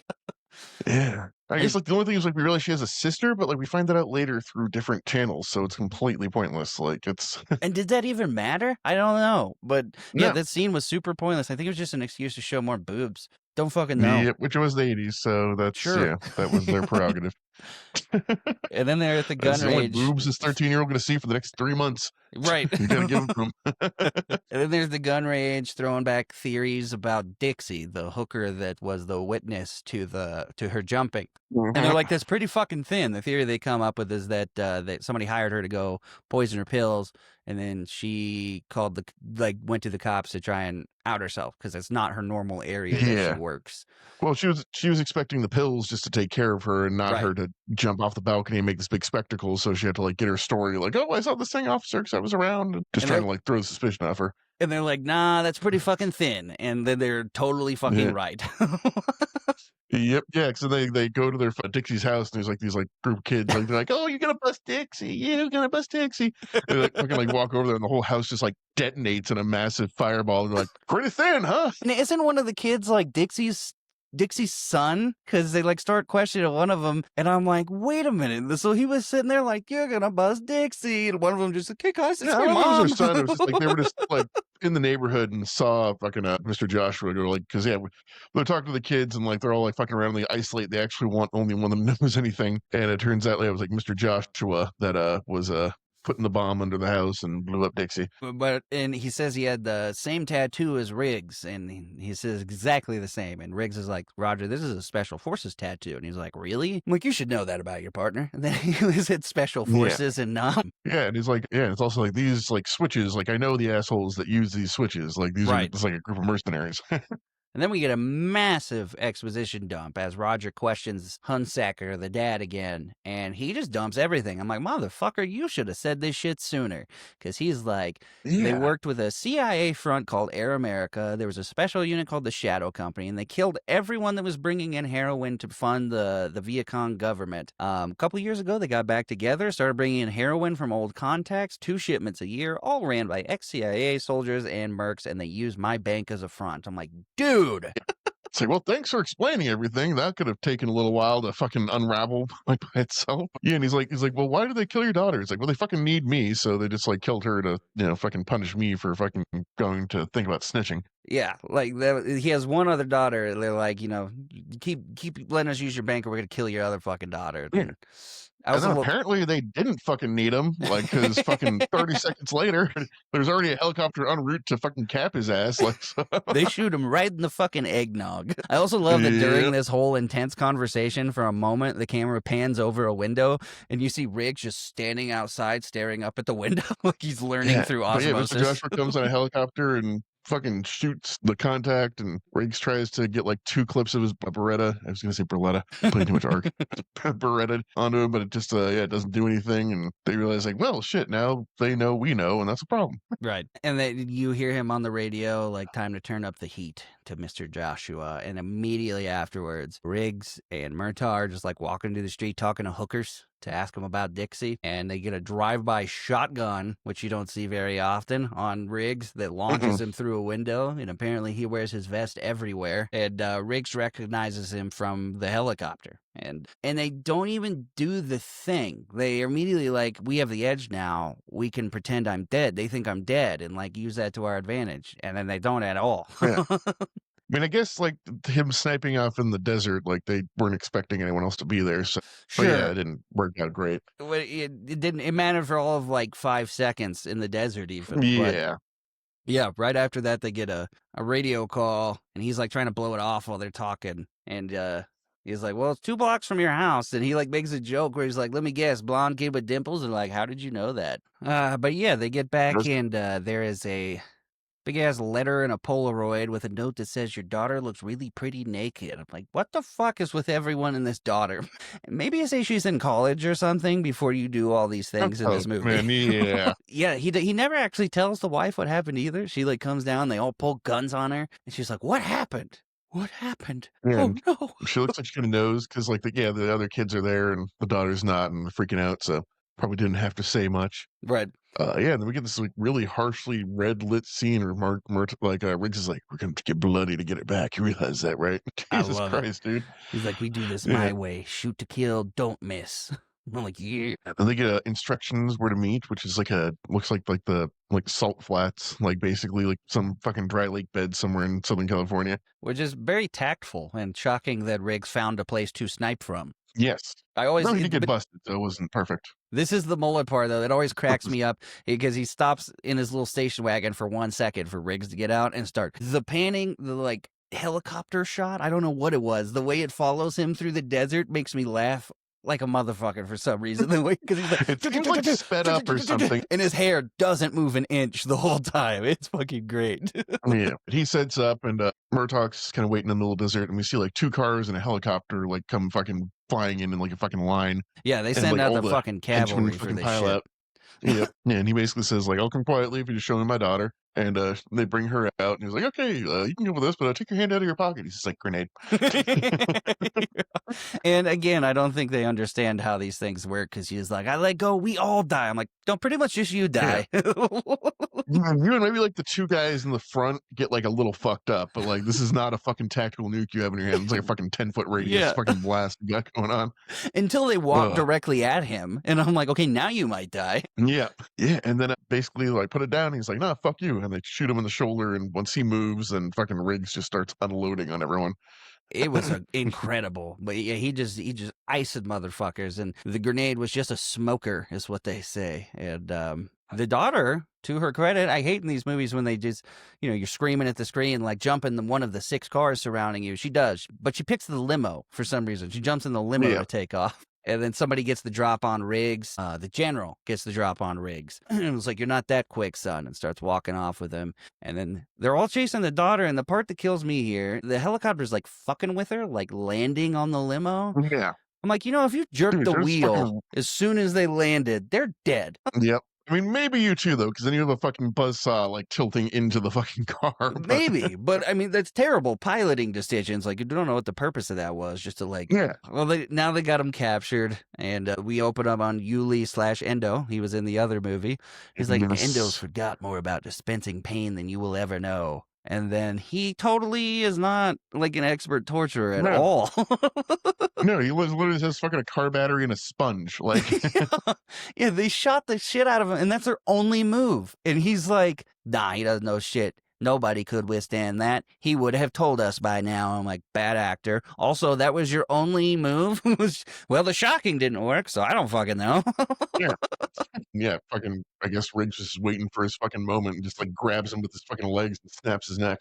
Yeah, I think they might have done some actual training with him in like some kind of MMA, because a couple times in this movie he's doing like legit arm bars and triangle chokes and shit. And I'm like, this is like way Yep. ahead of that shit too, where everybody knew that stuff. I don't like Murtaugh's go-to shit talk is go spit. He says it like 3 times while they're beating the shit out. Yeah. He's like, go spit. Come on, man. Because he's got kids, he doesn't want to swear. I don't know. He's not Samuel Jackson. That's for goddamn sure in this. He's very even tempered and clean languaged. And Well, then they bring out his daughter, and he starts screaming, but that's when Riggs gets free and comes in and just starts beating the hell out of people. He's a total badass. oh, dude, and a great line too. He's like, "There are no heroes left to save you," and just fucking just Riggs. Yeah, he fucks that one guy up, and he goes, "Who's fucking next?" And I'm like, "Damn!" And he terrible fucking joke here. They knock everybody out, and he's like, "Well, like one shepherd said to the other, let's get the fuck out of here." And I'm like, "Why?" Yeah. You ruined a really cool scene with that. There was some executives like, "No, he needs to say a one-liner right here." And then they're apparently in the back of like it kind of looked like a karaoke bar. Well, I think it was the same, like, it's the same club that they were at the beginning, like, where fucking Mr. Joshua burns his hand, because, like, there's the band in the background. Oh, right. They run out to chase down Joshua and leave his daughter with the first cop they see. Literally. Like, they run out. Yeah. So I'm a cop. You take her. No, all right. And he's walking into this club. I'm like, you didn't for a second wonder if maybe it was a dirty cop? Like, what the fuck, dude? It's like, all right, back in the cage. Takes her back inside. And they chase yeah, Joshua's but, car on foot for all of like 12 seconds before Murtaugh's like, nope, you go. Go. I'm going back. Like, I'm done. I just sits down and do it again. Too old for this shit. Yeah, but he's able to cut him off at an overpass, and he like fires at Mr. Joshua's car, but isn't quite able to stop him as Joshua gets out and just carjacks another dude and is able to get away. Yeah, I thought that was kind of a lame getaway, because he could have just jumped in any of the many cars surrounding him and continued chasing him, but whatever. Yeah, well, they needed the wet wrestling at the end. And then Riggs, or not Riggs, Murtaugh gets up. He's like, all right, I'm going after the general, and like just knows where the general's car is going to be somehow. Right. Yeah, a random alley with a garage in it, and he does his whole neck stretching thing. Is like, no way you live, no way. And he shoots the driver in the head, and General tries to control the car, but careens into a fucking intersection, flips over, and just, the grenades he bought with him. Was probably not the best call. I don't know why he had those, but he thought he needed them apparently. And car lights on fire against grenades, boom, big old fucking heroin explosion. Yeah, General the no half more. ton of heroin and 30 grenades he decided to bring in the car with him. Yeah. I love Then Riggs just, runs like, up laughing like, yeah. I love when Riggs runs up here, though. He's like half naked with an assault rifle and covered in sweat. He's like, it's okay, I'm a cop. And nobody's like, hold on, no. Like, I need way more than that. Everyone's like, oh, of course. Come through. And he's like, they know where I live. And they just jump in a cop car and drive back to his house. And apparently Joshua could have gotten away with this shit, man. He could have gone anywhere else, man. Mm-hmm. And they must have had like a shortcut or something, because Joshua's been on the way to their house, and when he gets there they already have it set up like nobody's here. They put up a sign that says, sorry bad guys, only cops here. And I'm like, how did you have this much time? Like, it's colored. Like, you did like fucking yellow, green, and blue in like a little design. You had the time for that? Really? Really, seriously. And fucking Murtaugh out here doing bubble letters, like, what the fuck? And something they loved doing in these 80s action movies is put a brick on a gas pedal in a car. Like they did it at a Roadhouse, they did it at all kinds of shit. And yeah, they do it with a cop car that drives through the wall of Murtaugh's house. I'm like, you didn't have a better idea than just launch a car at the Christmas tree? Yeah, he argued against that too. It's like, come on, let's go into the plan. It's like, my house is in the middle better than it is. Like, nope, we got to do this. And then they walk Mr. Joshua out, and Riggs and Joshua are eye fucking the shit out of each other while he's getting pat down. Yep. And I love this scene. It's really cool. but what the fuck are we Yeah. doing? So stupid. So stupid. It's just like, you want to show the title? And fucking Murtaugh's just like, yeah, go ahead and fight him. Just see what happens. And like literally as they're like they're beating the shit of each other like in this like wet lawn, like fucking like Murtaugh's the entire like, no, let him fight. I'm in charge here. I take responsibility. Just let him beat the shit out of each other. They literally come over the radio like, all units, this is Murtaugh's scene. And I'm like, what the fuck? Yeah. And they literally like, as they start to fight, they're like, let's go over here so we can fight wet though, where the fire hydrant's going off. Mhm. And they got like spotlights coming down from the helicopters. The cop starts around him like it's a schoolyard fight. He picks up some Yeah. giant poles, so they throw him a billy club. And I'm like, what the fuck is happening right now? He even starts to like Yeah, drown yeah. him. And they're like, let us take him, Riggs. And he's like, no. Yeah, and he's able to get the fucking like the tri-bar like up to him. He's like starting to choke him out with his legs, and even like fucking Murtaugh's like, snap his fucking neck. He's like, no, it's not worth it. It's like, oh, so like the other 15 guys you killed earlier today, they were worth it, but this Right. guy's not worth it. Yeah. What the fuck? But yeah, this is where I made a note that I wonder if he had some actual MMA training, because he like seamlessly transfers from an arm bar into a triangle choke before anybody was watching that, and Yep. he chokes him out, and then he pulls a gun immediately while they're arresting him. And Riggs and Murtaugh are like hugging and shoot him together. Yeah. Yeah, it's like Riggs is like inside Murtaugh. That's how close they are to each other. It's just all muddy and wet and shirtless and hugging. And then they shoot him. He's like, I got your partner. I'm like, you guys need to fuck this one out. Yeah, no, this is definitely one of those like unintentional 80s homoeroticism moments, like the YMCA. Just like anyway, then Riggs is at his wife's grave in the rain because they just absolutely love rain in the 80s movies, and tells his wife Merry Christmas. Shows up at Roger's house. His daughter answers the door. Very inappropriate flirting. Like, hey. Yeah, it's like, hello, possible child. Here is the bullet that I was going to commit unalive with. Give this. You'll know what I mean. Totally not cool in any real world scenario. When he comes running outside to talk to him, he should have been like, hey, why did you just hand my daughter that and leave? Yeah, but basically says like, yeah, like you're crazy if you think you're gonna like leave me in there with the worst fucking turkey ever made. Get your ass in here, and it's like, and he even says, by the way, I think your daughter likes me. And he's like, I'll fucking kill you. And then they laugh about it. I'm like, you should have stopped laughing. You should have just said that. no, I'll fucking kill you.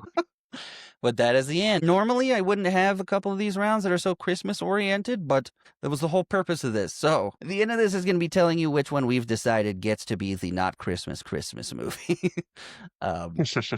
So, getting right into it. Round 1. Christmas vibes, background or backbone. Which movie integrates Christmas more meaningfully? You got the office party setting and the Christmas music woven into the action. Holiday imagery is in both of them. Lethal Weapon has decorations everywhere, family gatherings, and the emotional weight of a season amplifying loneliness. Yeah, I mean, fuck, the true meaning of Christmas is fucking like crushing anxiety, depression, fucking loneliness. Oh God, yeah, I mean, yeah, I'll say the Christmas is more like it's non-diegetic for a lot of, I guess, Die Hard, because like I guess Hans Gruber in his head may be fucking hearing like glory to the highest and shit, but like that's not actually happening in the room. Right. You know what I mean?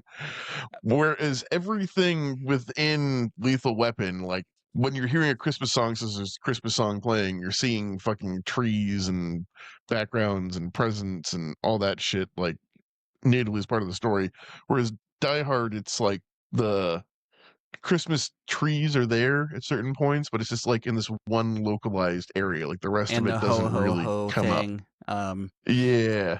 Yeah, and Lethal Weapon also has a lot more sets to work with, so they're going to like bars that are all set up for Christmas, and the house is set up for Christmas, and also I forgot to mention when he walks into the house, apparently Mr. Joshua fucking hates Christmas because A Christmas Carol is playing on the TV, and he goes, "Fucking Christmas!" and just shoots the TV. I'm like, what was that about? We had no build up to that. Like him hating Christmas. That was just a weird little aside. I think that was just a little bit of Busey's true nature fucking seeping out a little early. Yeah, I'll say I think I would agree. There's a little bit more especially set piece design for Christmas. And Yeah. Well, even that, like I said, there's the Christmas tree Coke deal. Like that's Christmassy as true, fuck. yeah, right at the opening. Yeah, uh, I'd eke it out to Lethal Weapon here, like yeah, a because like neither it's 8.6. integral to the plot, but like I'm just saying, like Christmas tree on screen time, fucking Lethal Sure, Weapon has much yeah. more. All right, so that's round 1 going to Lethal Weapon, taking us into round 2. Protagonist psychology. Who carries the heavier emotional load? Got McClane with his marriage strain and isolated outsider forced to adapt to all the California shit and literally being outside of everything in the movie. Riggs has crushing grief, suicidal ideation, reckless self-destruction. Who is carrying the heavier emotional load? I don't know because yet again, I've never been to Riggs's level of fucking like self destruction, so I can't really relate to it. But like relate to fucking Bruce Willis is just like kind of like fucking like think of like everything he's getting in the beginning of this, like just all this like mundane fucking horrible life shit, just fucking like getting you down and shit, and having to deal with all that in the back of your head while getting shot at. I ain't never been shot at, but He has a just I lot of don't. like self-hatred because he's like aware of the mistakes he's making as he's making them with his Yeah. relationship and everything. And that scene where he's Which in the is like bathroom and is like choking out the words to Al, like, she's heard I love you from me 1,000 times, but she's never heard me say I'm sorry. So please tell her I said I'm sorry. Yeah. Yeah, because I mean, like, yeah, Riggs never really has that moment of like introspection, really. He's just kind of like, I'm not gonna kill myself anymore. Right. I got a dog. Yeah, and yeah, I don't know. They don't really dive into they mention why he's so fucked up about it, Yeah. but I don't know. They kind of hint at a lot of things. Like I think he has some PTSD from Vietnam. Like the way he talks about how Yeah. lethal he is, he gets like all quiet and Yeah, weird and his about it. wife, yeah, dying in an accident and stuff. Yeah, we're not given as much meat to chew on with the characters I feel we are in Die Hard. Like Right. Die Hard, I really understand McClane's like mental state and what he's going through, and like Riggs is a little fucking wild card and off the wall, and kind of like his emotions kind of bounce all over the place. Where I feel John McClane has a very clean arc. Right. But, Yeah. No.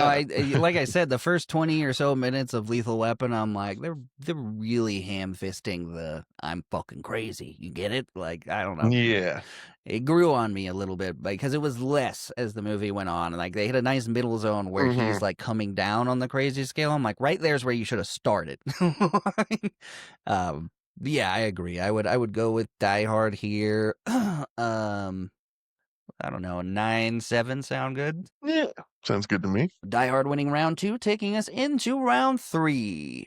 Buddy energy or lack thereof. Which relationship dynamic hits harder? You have McClane and Al, long distance bonding, mutual redemption, and earned trust. And then Riggs and Murtaugh, obviously. Iconic chemistry, yin and yang partnership, genre defining duo. Yeah, I mean, I think just like how the questions form kind of answers the question because Yeah. it's iconic and genre defining in two of the things, and like Al and McClane's like relationship was fine, but there's just like it's like three conversations Yeah. that they don't really like. You don't really get to see much chemistry through them just because like they're having to hold so much back between each other to not give away fucking tactical information True. and shit. I'll also say when they first meet, there's a moment where it feels like when people that have been online dating meet for the first time because they stare at each other for like 10 seconds. Like, I wonder if McClane's like, you're black. Like, oh, that changes everything. Shit. But yeah, about that dinner invitation. You can like I said, I would agree with the prompt that Riggs and Murtaugh is genre defining, but you could still like McClane and Al better. I just don't. Yeah, no, that's the thing. Yeah, it's they're kind of like already on the same level, and like they don't really have anywhere to go like narratively to meet each other. They're both kind of like, okay, yeah, we're both the same guy doing the same thing, doing the same job. We're gonna help each other. Right. Whereas like Talk and Riggs have to find this central meeting point that like neither of them fucking know where it exists. Yeah, and they definitely kind like of find it by accident. Bonded through blood, like all the shit they live through together. That is how they grow so fast, and he meets his family. Yeah. So when they like they've bonded to the point that when the daughter's kidnapped, it feels like this is we're both gonna kill these motherfuckers thing. Like, oh yeah, no, like the second like Riggs is like she's gone, Riggs is like, we're killing some motherfuckers, aren't we? And yeah, I mean, movies for decades tried to copy the chemistry of that Replicate movie, this, yeah, and yeah, and just couldn't. Lightning in a bottle, like fucking. yeah, It's like you said, it's the standard by which others are measured. yeah. So that one going to Lethal Weapon, taking us into round Yeah. 4, villain presence. Who's the better antagonist, Hans Gruber or Mr. Joshua? Yeah, this is like not even I don't even have to think about this one. No, I think we're both on the same page here. Fucking Hans Gruber be grooving. Yeah, he is an absolutely iconic villain. I don't know how many times I've seen somebody parody or try to do the ho ho ho scene. Like, Yeah. No, Hans Gruber is such a good villain, you almost want him to win. Like, Right. you almost want him to pull this off. Like, you're 'Cause for the- kind of rooting for him. for the most part in the movie, he's not like he's not like murking hostages and like being super abusive. He's like, I just want this fucking money, and if everybody would just chill out Yeah. and let me have the money. And there's a whole Yeah, no, argument really, to if be made John that they're a wasn't- giant corporation, so fuck them, let them have the money. Like, Yep. Well, I think at the end, though, he is planning on blowing up everyone on the roof. So, like, that probably is, like, yeah, that's where, like, it kind of tilts. But, like, before you know that, he's, like, this kind of comes off as a sympathetic villain where it's like, free my freedom fighting brothers, which he does, actually. Like, all those people get released, we forget to mention. They're like, yeah, we got everyone released. He's like, really? But then on the other end of it, you have the FBI guys also cool with killing all those people on the roof. And it's like, what the fuck, guys? No, yeah, those people were fucked anyways, man. Yeah. But yeah, like I said, he's so cool and calm and collected. And even like when it's like, it's like, hey, people need to go to the bathroom unless you start getting messy. We got an uncomfortable pregnant woman. He's like, okay, I'll accommodate them, and I'm not gonna be a fucking total monster about Yeah, this. she's like, could we So take it's her like- to an office that has a sofa? And he's like, no, but I'll let you bring the sofa out. Is that okay? And he's like really level-headed about it. She's like, yeah, that's fine. I'm like, wow. Exactly. Like he's not a fucking mustache twirling villain. He's just fucking thief with a plan. Right. Yeah, there's So, even yeah. a part where she says, you're nothing more than a common thief. He's like, I am an excellent thief. That's the promotion we get from the entire time. It like gets to like, I'm an excellent thief. All right, so that one definitely going to Die Hard. And as much as I love Gary Yep. Busey, Mr. Joshua was a pretty huge non-factor for a lot of it. So that takes us into round 5. Soundtrack versus score. How does each film use music to define its identity? So you've got a lot of Lethal Weapon had like no actual licensed music. So, Songs. Yeah, I know. It's like big orchestral swells and stuff like that. Like I couldn't. which was tell you a single iconic thing off the for top of my them. head. Apparently, Eric Clapton was involved in some of this soundtrack, but it was. I hate it, but I only like it in Lethal Weapon because they started it. You know what I mean? I hate the Yeah. Yeah, the fucking Law and Order fucking fucking anything else. I bass lines and shit. cannot fucking stand it. But this was like the people that just started it Top all. guitar. So I have to respect it a little bit. I don't really give a fuck about the orchestra in Die Hard that much, but like the throwing in Nah. Run DMC and a couple things like that I liked. But it's And I'm on the Christmas fence music when here. fucking Hans is like, yeah. I don't know. I'll say I remember Run DMC. I remember Hans Gruber being fucking like backlit and fucking like Christmas carols fucking blaring and shit. I can't really, besides like you said, like I can't, like that's all I can fucking remember from And all the Lethal Weapon. saxophone. Yeah. Stand it. I hate saxophones. Well, and a lot then of again- it, I kept thinking of, you ever see It's Always Sunny when they try to remake Die Hard movie or Lethal Weapon movies? Yeah. That's what I kept dude, thinking was of. so much in this, yeah. Every time the music God, played and they're standing there like, we gotta save a Riggs. And I just kept thinking of fucking It's Always Sunny. Yeah, no, I'm almost gonna eke it out just because of how much I love Run DMC being the opening for Die Hard. Yeah. And like I said, I remember songs from Die Hard. I don't remember fucking saxophone riff number 7 from fucking Lethal Weapon. Yeah. I mean, it became iconic to the genre is the only thing I would give it credit for, but I can't fucking stand it. I can dislike iconic things. Like Yeah, just exactly. because something becomes fucking, superfluous and everywhere doesn't mean it's good necessarily. It just means it caught on. Yeah, you mentioned Seinfeld. That was also what it made me think of. And then Law and Order, and God damn. Yeah. And it The wasn't 90s and 80s even. loved those bass lines. I didn't even know Eric Clapton was involved in that, but you can't tell. It sounds like anything else that does No. it. Eric Clapton wasn't Yeah. playing It's like, sax. no. Like, he Yeah, might have, like, looked at the music like, yeah, that's all right. It's like, okay, Eric Clapton was involved in this. Like, exactly. All right, so that one going to Die Hard, Run DMC, bringing it home for them. Round 6 is Humor Under Fire. Who weaponizes humor more effectively? I love John's trash talking in fucking Die Hard. Yes. He's just like being such a fucking massive troll the entire time. To fucking, because tactically, it'd be way better if he just like remained silent and didn't let Hans know how many people he's killed. He's like, I killed your guys. The one that stands out to me between these two movies is when he first radios in for help, and she's like, "This is for emergencies only," and he's like, "Yeah, no fucking shit." It's like Marshal Roy Rogers, myself. Like just it's like just the John McClane, Hans Gruber fucking banter is like always fucking great. Whereas like I'm just more concerned for most of Lethal Weapon. Right. Like most of the jokes are at the expense of fucking the wife. Right. Yeah, I'm struggling to remember at a glance what moments even made me laugh in Lethal Weapon. I mean, I guess like the daughter I fucking Riggs is kind of funny, but it's also like uncomfortable too. It's exactly. Like, The "I'll fucking so kill you" at the end got me a little bit. Yeah. But just how smoothly and quickly that was delivered. But yeah, just I just think Bruce Willis has like better like chemistry with his villains and stuff and the jokes because Riggs's jokes too are those jokes where you go like yeah just so like the fucking person staring at you fucking like blink.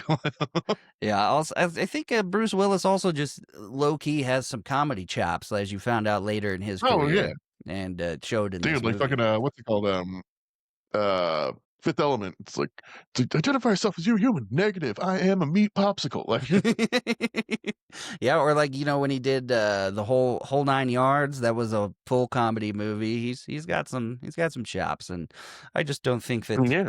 Mel Gibson really does. No, I mean name a comedy Mel Gibson movie. I know only one right out of the gates, and it's a rough one. And oh fuck, what's it called? It's that movie where you can read women's minds. What a woman wants. Yeah, what women want. Yeah. Yeah. So yeah, I went like I said, that's on our list somewhere. I went back and watched that. It's one of the most fucking sexist films ever made. Oh yeah, I forgot Oh, Ashley Johnson's in it too. Yeah. I was gonna say fucking Pike from Critical Role. Right. So round 6 going to Die Hard, taking us into our second Christmas themed round. Round 7, Christmas rewatchability. Which one actually gets rewatched because it's Christmas? Die Hard has the annual ritual status. Lethal Weapon has a quieter seasonal revisit. I've recently started seeing Lethal Weapon added to that list. I feel like Die Hard is the number one like discount. Yeah, separate generator of this whole thing. It's but I would say though that yet again, Lethal Weapon has more Christmas in it, but I think it's Die Hard's more iconic for being like I think it was Die Hard before Lethal Weapon? It's 80. One was 87, one was 88. Die Hard was after Lethal Weapon. Yeah, so yeah, as far as rewatchability for me for Christmas specifically, I would be definitely going Die Hard, just because I have personally hammered that home every Christmas I watch Die Hard. But that's just and this is a personal question: rewatchability for Christmas. Yeah. I would probably for Christmas do Die Hard as well, just because Lethal Weapon like deals with some really fucking heavy themes and tones and stuff like that. And when the holidays are hard, you maybe want like a little bit more of like a yay full victory at the end, where it's like yay our mental health has not been addressed. Yeah, it still comes up in the later movies that he's still fucked up. Yeah. My only psychiatrist worked at the precinct and was constantly talking shit about me to my coworkers.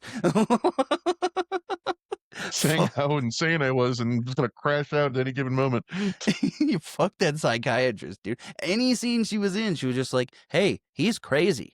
And they're like, yeah, I don't care. Yeah, that's literally her only purpose. I wonder if she had a bigger like role in the initial movie, because she like shows up twice. It's weird. Yeah, it is weird. I also thought she might have come up in later movies. I don't know, but horrible psychiatrist. She should be fired for how much she talks about somebody else's case. Just completely just like spilling all the fucking beans just to random passersby. It's fucking not good. She must have like a sign up on her door that anybody wants to call and talk shit about Riggs, feel free.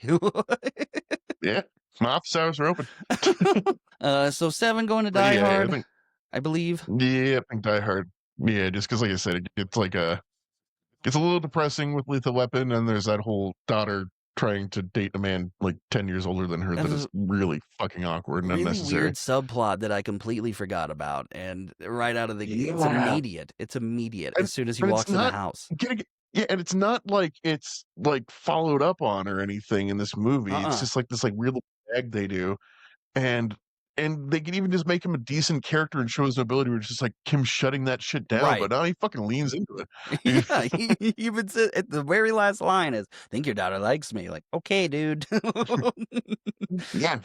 The fact that you're bringing that up right now is a little concerning. Can you stop it? Yeah. Just invited you for Christmas dinner. Can you not bang my potentially underage daughter, please?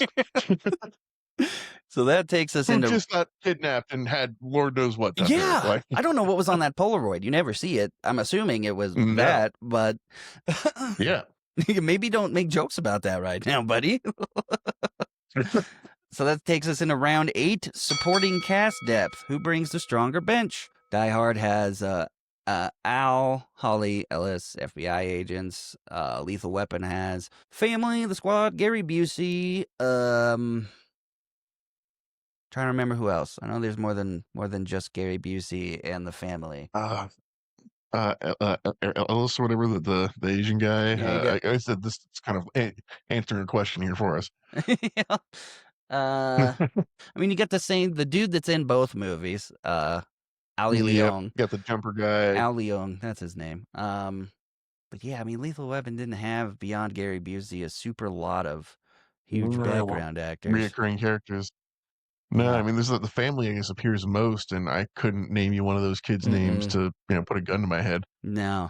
And Lethal Weapon, I mean, just this, you got the starring cast is fantastic.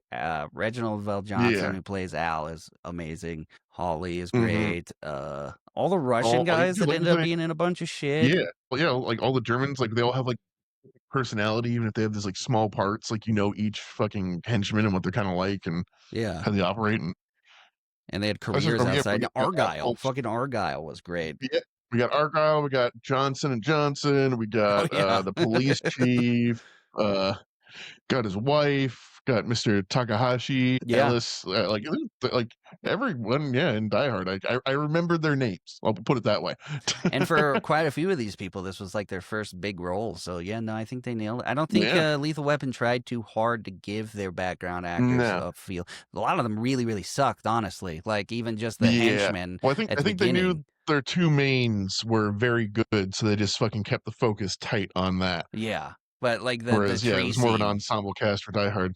Yeah. They're fucking awful. Yeah. So you're definitely going Die Hard for this one as well. This is going a little more lopsided than I thought it would, but that's them's the breaks. Round 9, legacy and influence. This one is a tough one. This is which one reshaped the genre more? Lethal Weapon for sure set the tone for buddy cop movies. Like I can't think of one before Lethal Weapon that was this huge. The movie, it's the movie that launched a fucking 1,000 ships. Like fucking this. And Die Hard is iconic in its own right. And like you said, kind of set the baseline for every action hero doesn't need to be a giant roided out freak. Yep. It's the more average everyman superhero, kind of, or less superhero, more regular dude kind of a situation. Right. And I've seen both referenced a fuckload in pop culture during the time, like any TV show you watched around this time would mention Die Hard, or mention Lethal Weapon. There's a Rick and Morty Die Hard episode. There's a Bob's Burgers Die Hard episode. Like fucking, it's fucking They're ubiquitous. Both massive. I guess the question would be then, which one do you think influenced media better? Because like, remember we were kind of talking about the Lethal Weapon and how like it's like made so many like lesser clones like of itself because of like the quality of it. Yeah, nobody tried to do Die Hard really. I can't think of any huge movies that were action heroes stuck in a building killing everybody right out of the gates. Like Precinct 13, maybe. Huh? Like, yeah.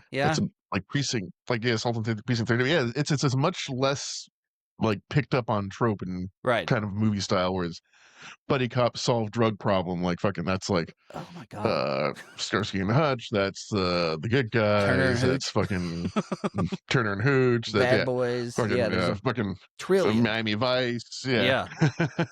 Yeah. Yeah. If you put it like that, I would definitely go Die Hard. Yeah. I mean, Yeah. they both, like I said, incredibly iconic, and the fact that they came within a year of each other is insane. Oh yeah. Yeah. Yeah. But I think now we're just producing so much shit so quickly that it's just the quality has gone down. Like, Yeah, I think it would lean Die Hard here, just like maybe by a point. no.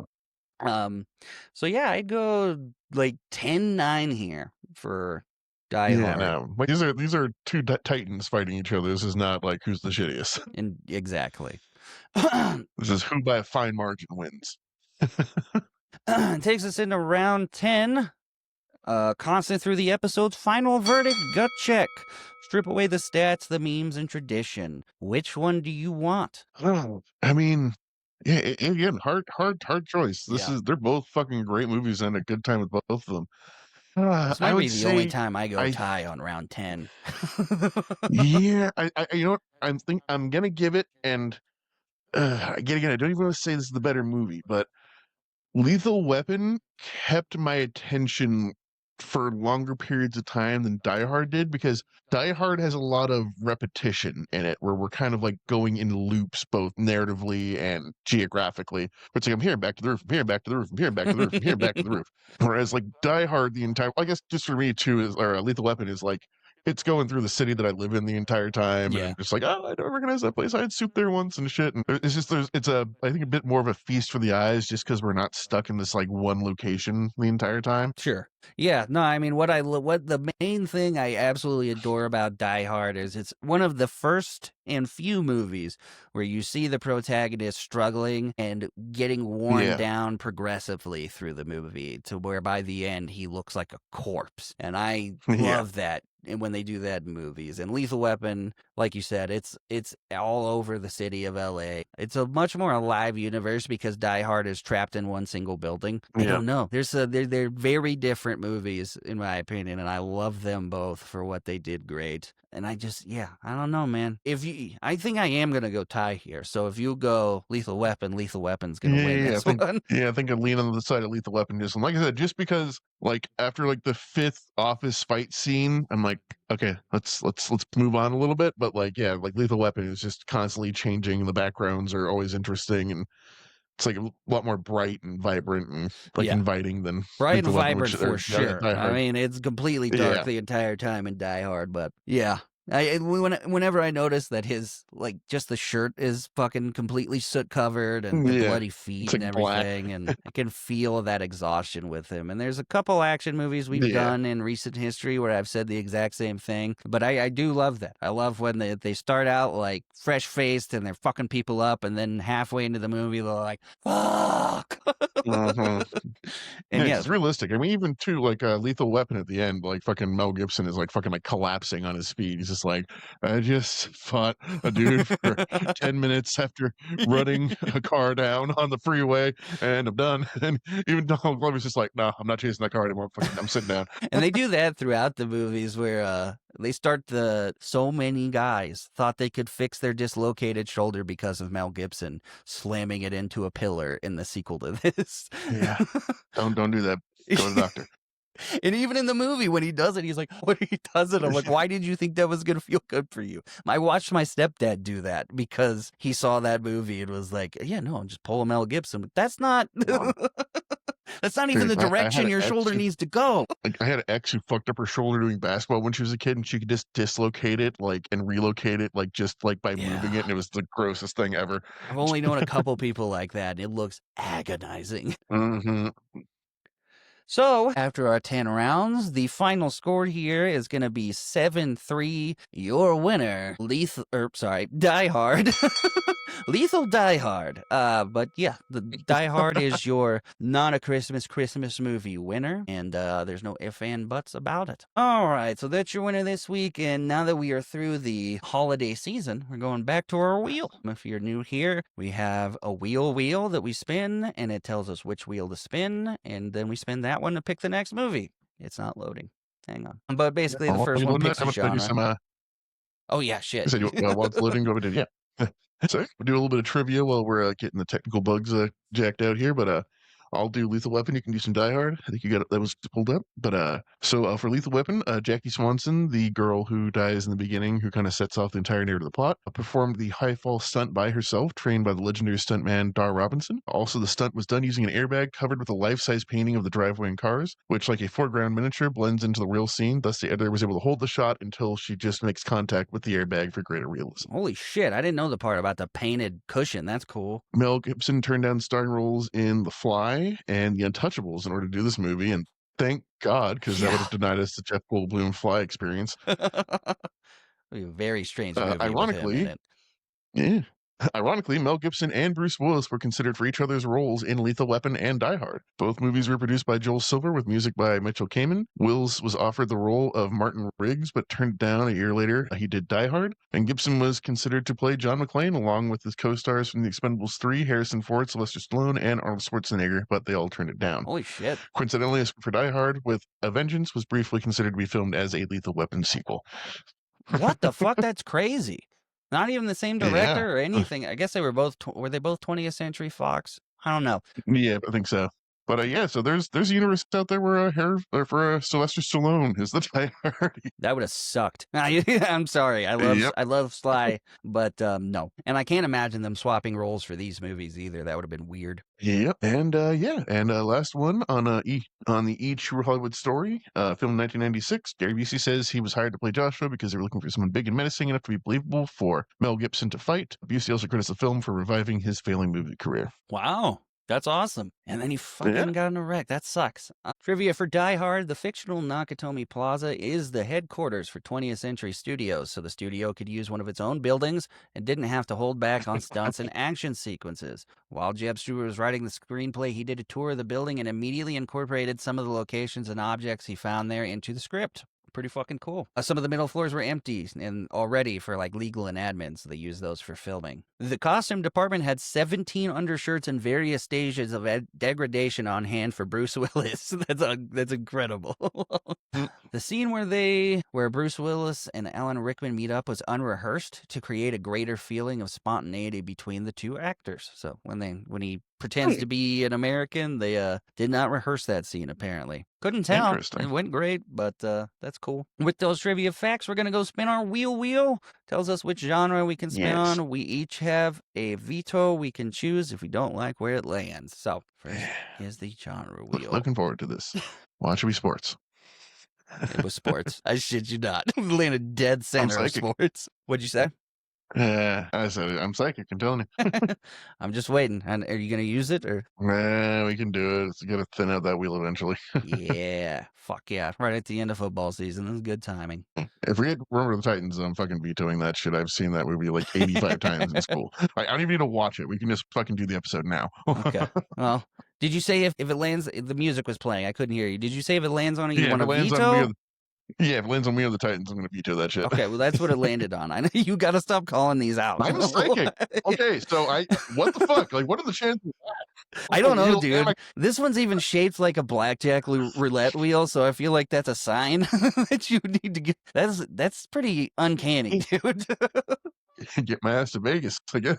Shit. And landed on Rocky IV versus Creed. I feel like you'll be a lot cooler with that. Oh, yeah.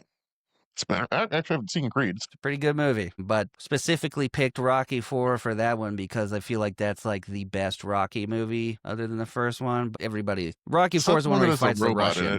I think the robot is in it, but yeah, it's where Apollo. So it's a good segue because Apollo Creed dies in Rocky IV, and then Creed starts with he's Apollo Creed's son, and his son, yeah, that one will be fun. I haven't watched Rocky IV in a long ass time. And you know what I also did? I mentioned Sylvester Stallone specifically earlier. Yeah, man, you got to go gamble on something. Maybe sports. Maybe this is a sign you need to do something on sports. Oh, Fucking see, the thing football is, is to tomorrow. gamble, you need money. Be careful, because like England, you can bet on the weather. Like literally, you can bet on anything in England. Yeah, no, they have an app for that now too. They just did a whole South Park episode about it where you can bet on war. There's a whole episode where he bets that Kyle's mom is gonna bomb Syria. Ukraine or something. Yep. I gotta catch up. I'm still in the last season. But yeah, so next week's episode is gonna be Rocky IV versus Creed. Pretty fucking pumped about this. This is gonna be fun. What was I gonna say? I don't remember. Get in the comments. Let us know if there's something else you want to see. We'll add it to the wheel. We may already have something like it. Again, please like and subscribe. Comment if you're on Spotify or Apple. Please rate the show and download the episode. It adds to the stats a little bit. I think that's all. Tell us in the comments if do you think these are Christmas movies or not. We're full of shit. We always love to hear. Or even just on a level of, do you think Die Hard was better than Lethal Weapon? I'm not gonna lie. I mean, even breaking down the rounds, it was tough. I fucking forgot how much I loved Lethal Weapon, and now I'm probably gonna go watch the remaining 3, which are on Prime for some reason. Really want to get to the bottom of what that's about. Yeah, so someone pissed off someone, or some license expired and someone's dead and didn't reclaim it. Right. Yeah, I don't fucking know. But thanks for tuning in, everybody. We love our tiny little community we have so far. Oh, now I remember what I was going to say. Don't go bet on sports apps until I get sponsored by Prize Picks or something. Then I will tell you to go gamble. Yeah. Yes, well, we'll let you know when we're ready to let you go lose all your money. The moment we tell you it's cool to go gamble, know that we're doing all right. Yeah. But I'm Devin Vestal. Happy holidays, everyone. I'm Nick Nye. See you next time.